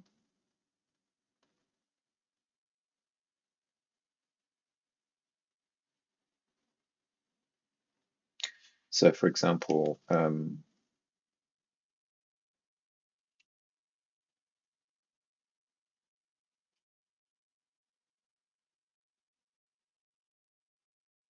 instead of this image here, um, because P is just a builder, right?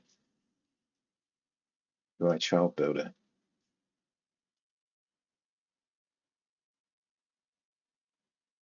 Can I just do a P spawn? Apparently so.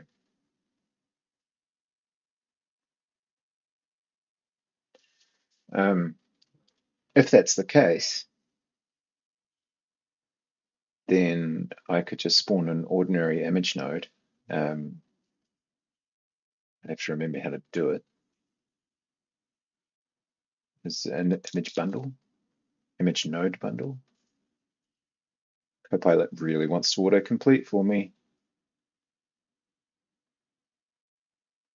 Interesting.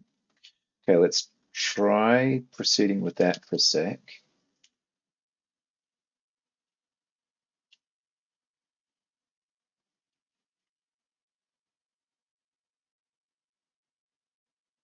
No field name material. What does it have? It has node, style, background color, image.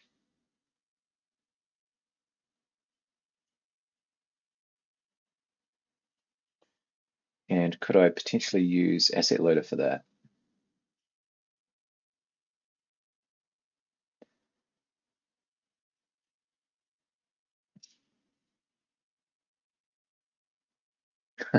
Copilot again. Solid color, color white. Yeah, that's not going to be real useful. Okay, let's look at bevy asset loader.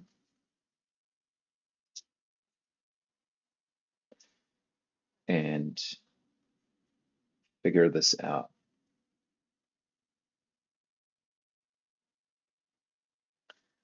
So I need to get the asset from res, whatever the asset name is. So let's do that. They are called resource UI, right? Resource UI. Yeah.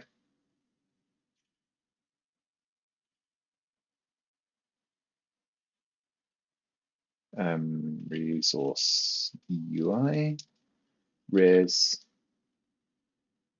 resource UI, Copilot, use of Barney. Let's just do default for a sec there. Hopefully it'll let me get away with that. Yep. Okay.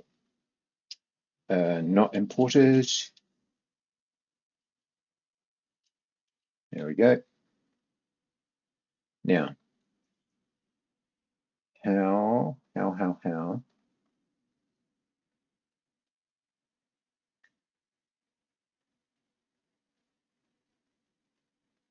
I know it's an image handle.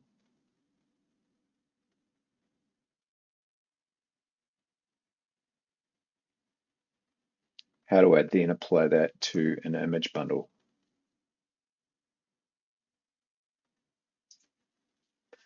Bevy UI image bundle, image node bundle.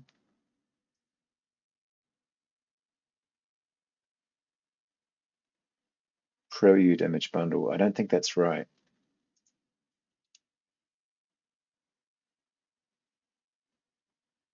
UI image, maybe? Texture handle image. Magic. So, in theory,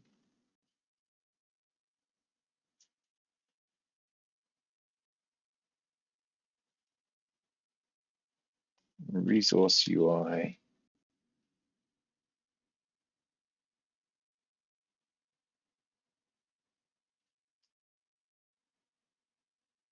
Damn it, where did asset loader go? Bevy asset loader.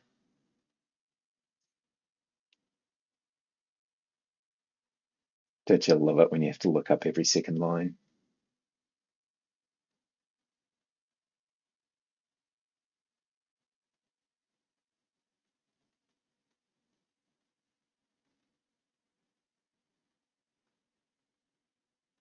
Oh, I see. Okay. Um, I think I see. So, for example, it would be resource UI,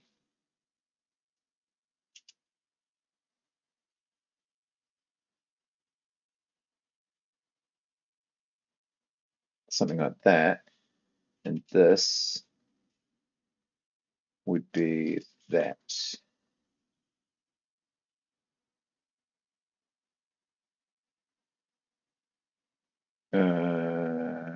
Okay.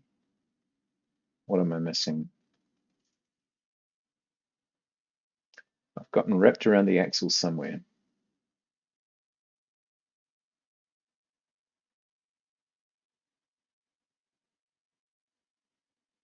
Oh, texture assets. Okay.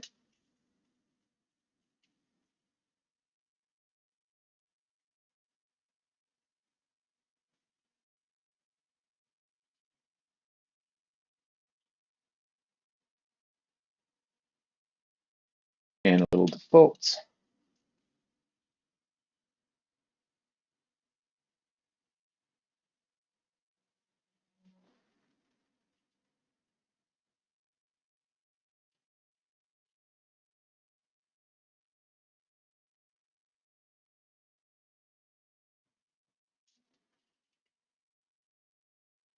Confusing. Did I get there? I don't think I get there because I haven't specified which one I want. Looks like we got ads again coming up soon. Time for a stretch, time for a drink.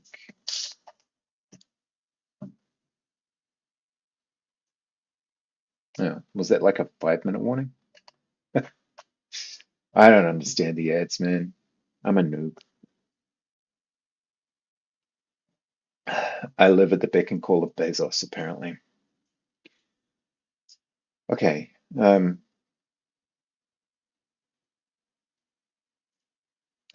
do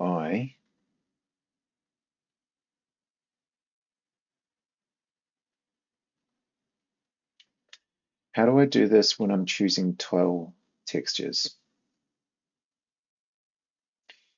I think that's actually Bevy Tilemap that's doing that for me.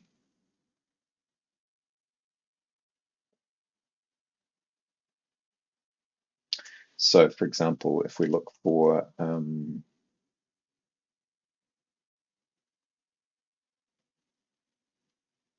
map, I think it is.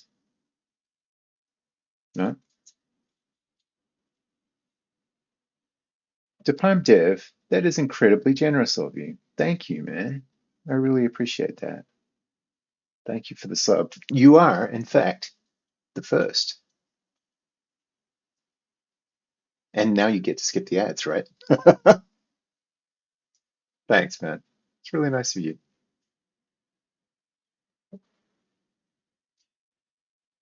Okay,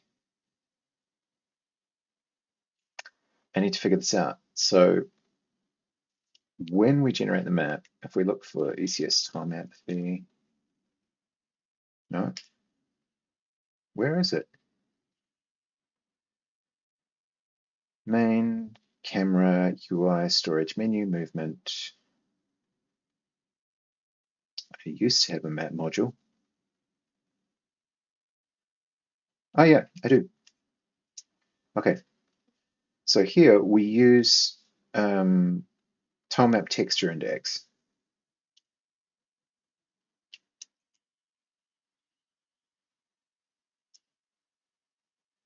And then we go base tiles grass as U32. We can't do that here, but we can emulate what the ECS tilemap does, presumably. texture index into the atlas or texture array for a single tile. Indices in an atlas are horizontal based. So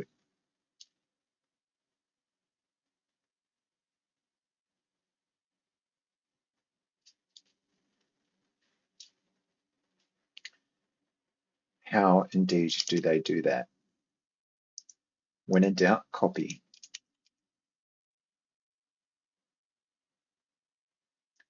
And we're looking for probably atlas.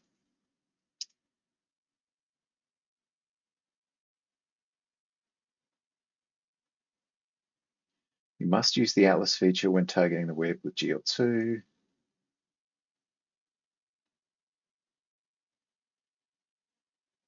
Shaders, examples. An atlas to array texture loader.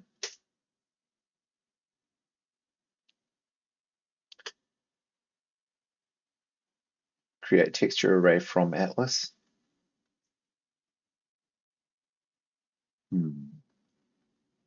Wait, what? That's really nice of you. I really appreciate that. Thank you. Wow, that's very kind of you.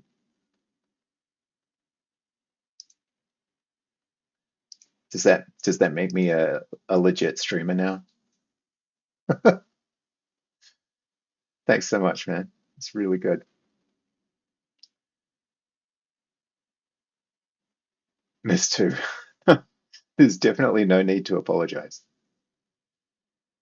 Um, okay, the other approach to this is to look up bevy asset loader and see if there's any direct instructions on how to use texture atlases.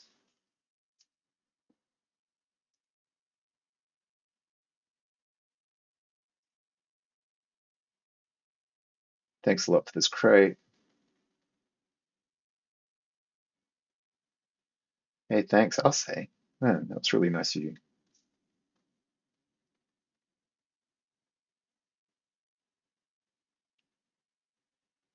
Workarounds. Feature requests. This might have been fixed by the changes to bevy texture atlases. The layout and the sprites are now separated. The layout of an atlas is no longer connected to an asset file and can be reused for as many image files as you like.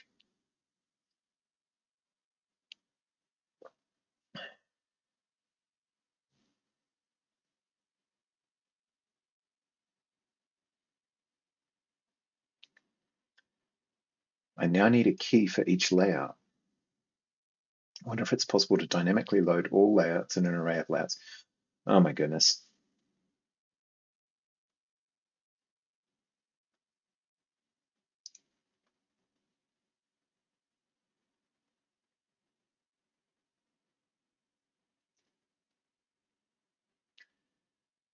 Users can now define array of asset collections in RON format. Well, first of all, what the hell is a RON format?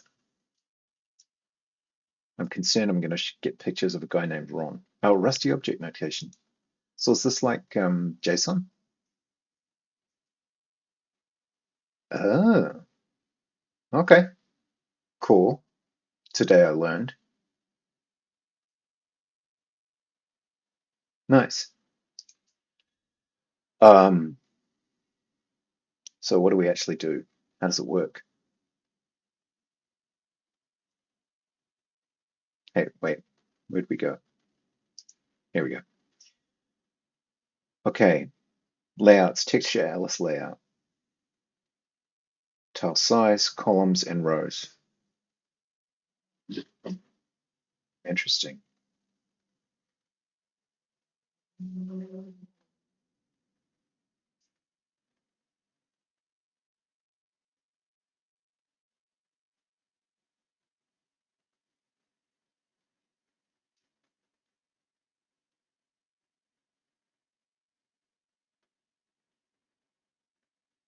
More general solution in 151.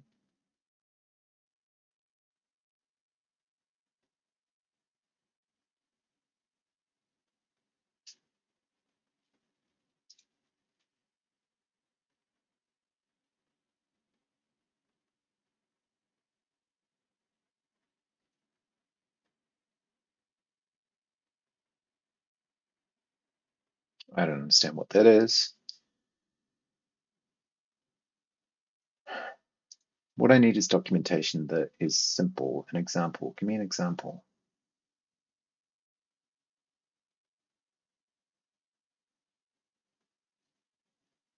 Really? There's no examples?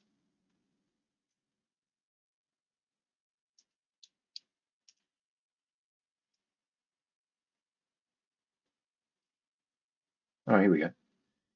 Create texture atlas layouts as part of an asset collection if you enable the feature 2D. For a complete example, yes, please take a look at Atlas from GridRS. Okay. Requires the feature 2D. Let's do that first.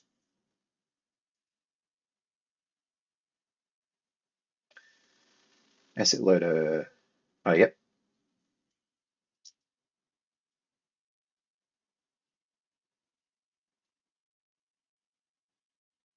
I'm actually using the Git version.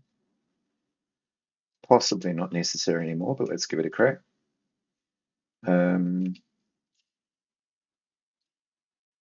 2D, comma. All right.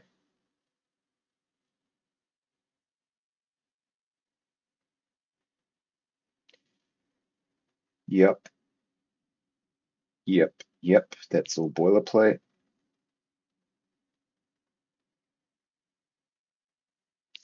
If the sheet would have padding, you could set that with padding X and padding Y. Does not have a path, as no asset file will be loaded for the layout.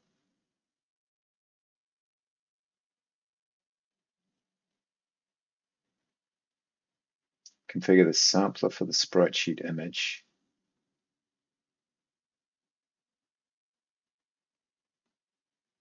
Interesting.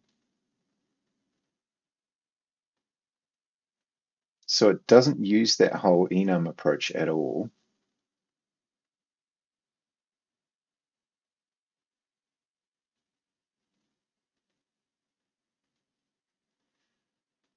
I can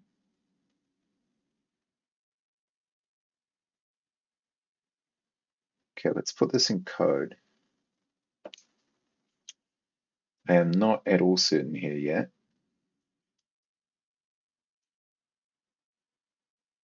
If this seems like a really roundabout way of displaying a menu, yes, you're kind of right. But also learning, learning. Everything seems hard when you do it for the first time.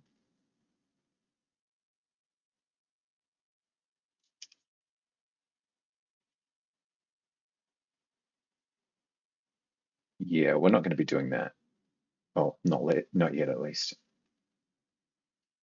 The loading.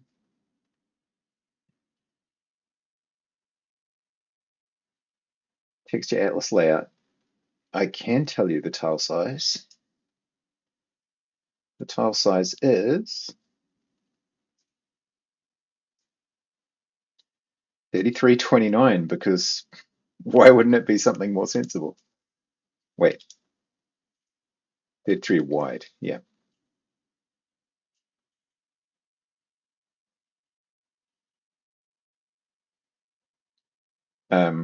It's annoying that you have to keep updating columns and rows, but I suppose that's inevitable. Currently there's one column and one row. And our only thing is, wait,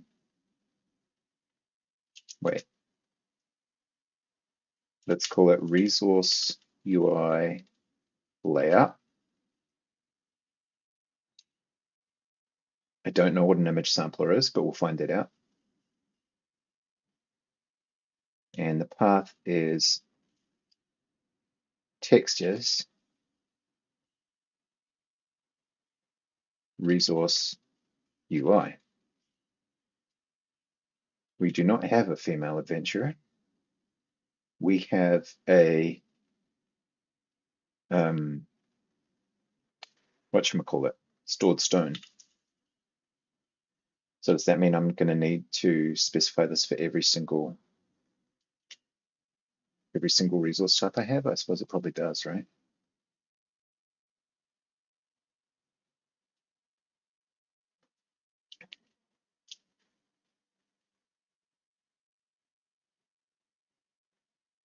Yeah, that's starting to sound familiar.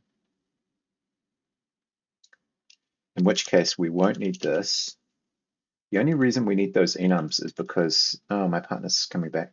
May have to take a brief break. Let's just see how this goes.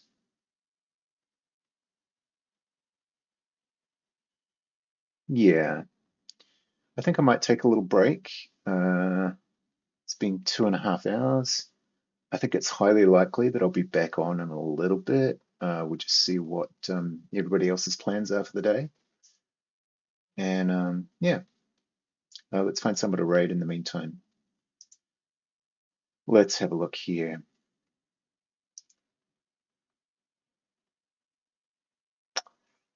We've got, oh, we got a raid Tej, 100%. He is playing a game right now, but he's also an excellent Neovim streamer. So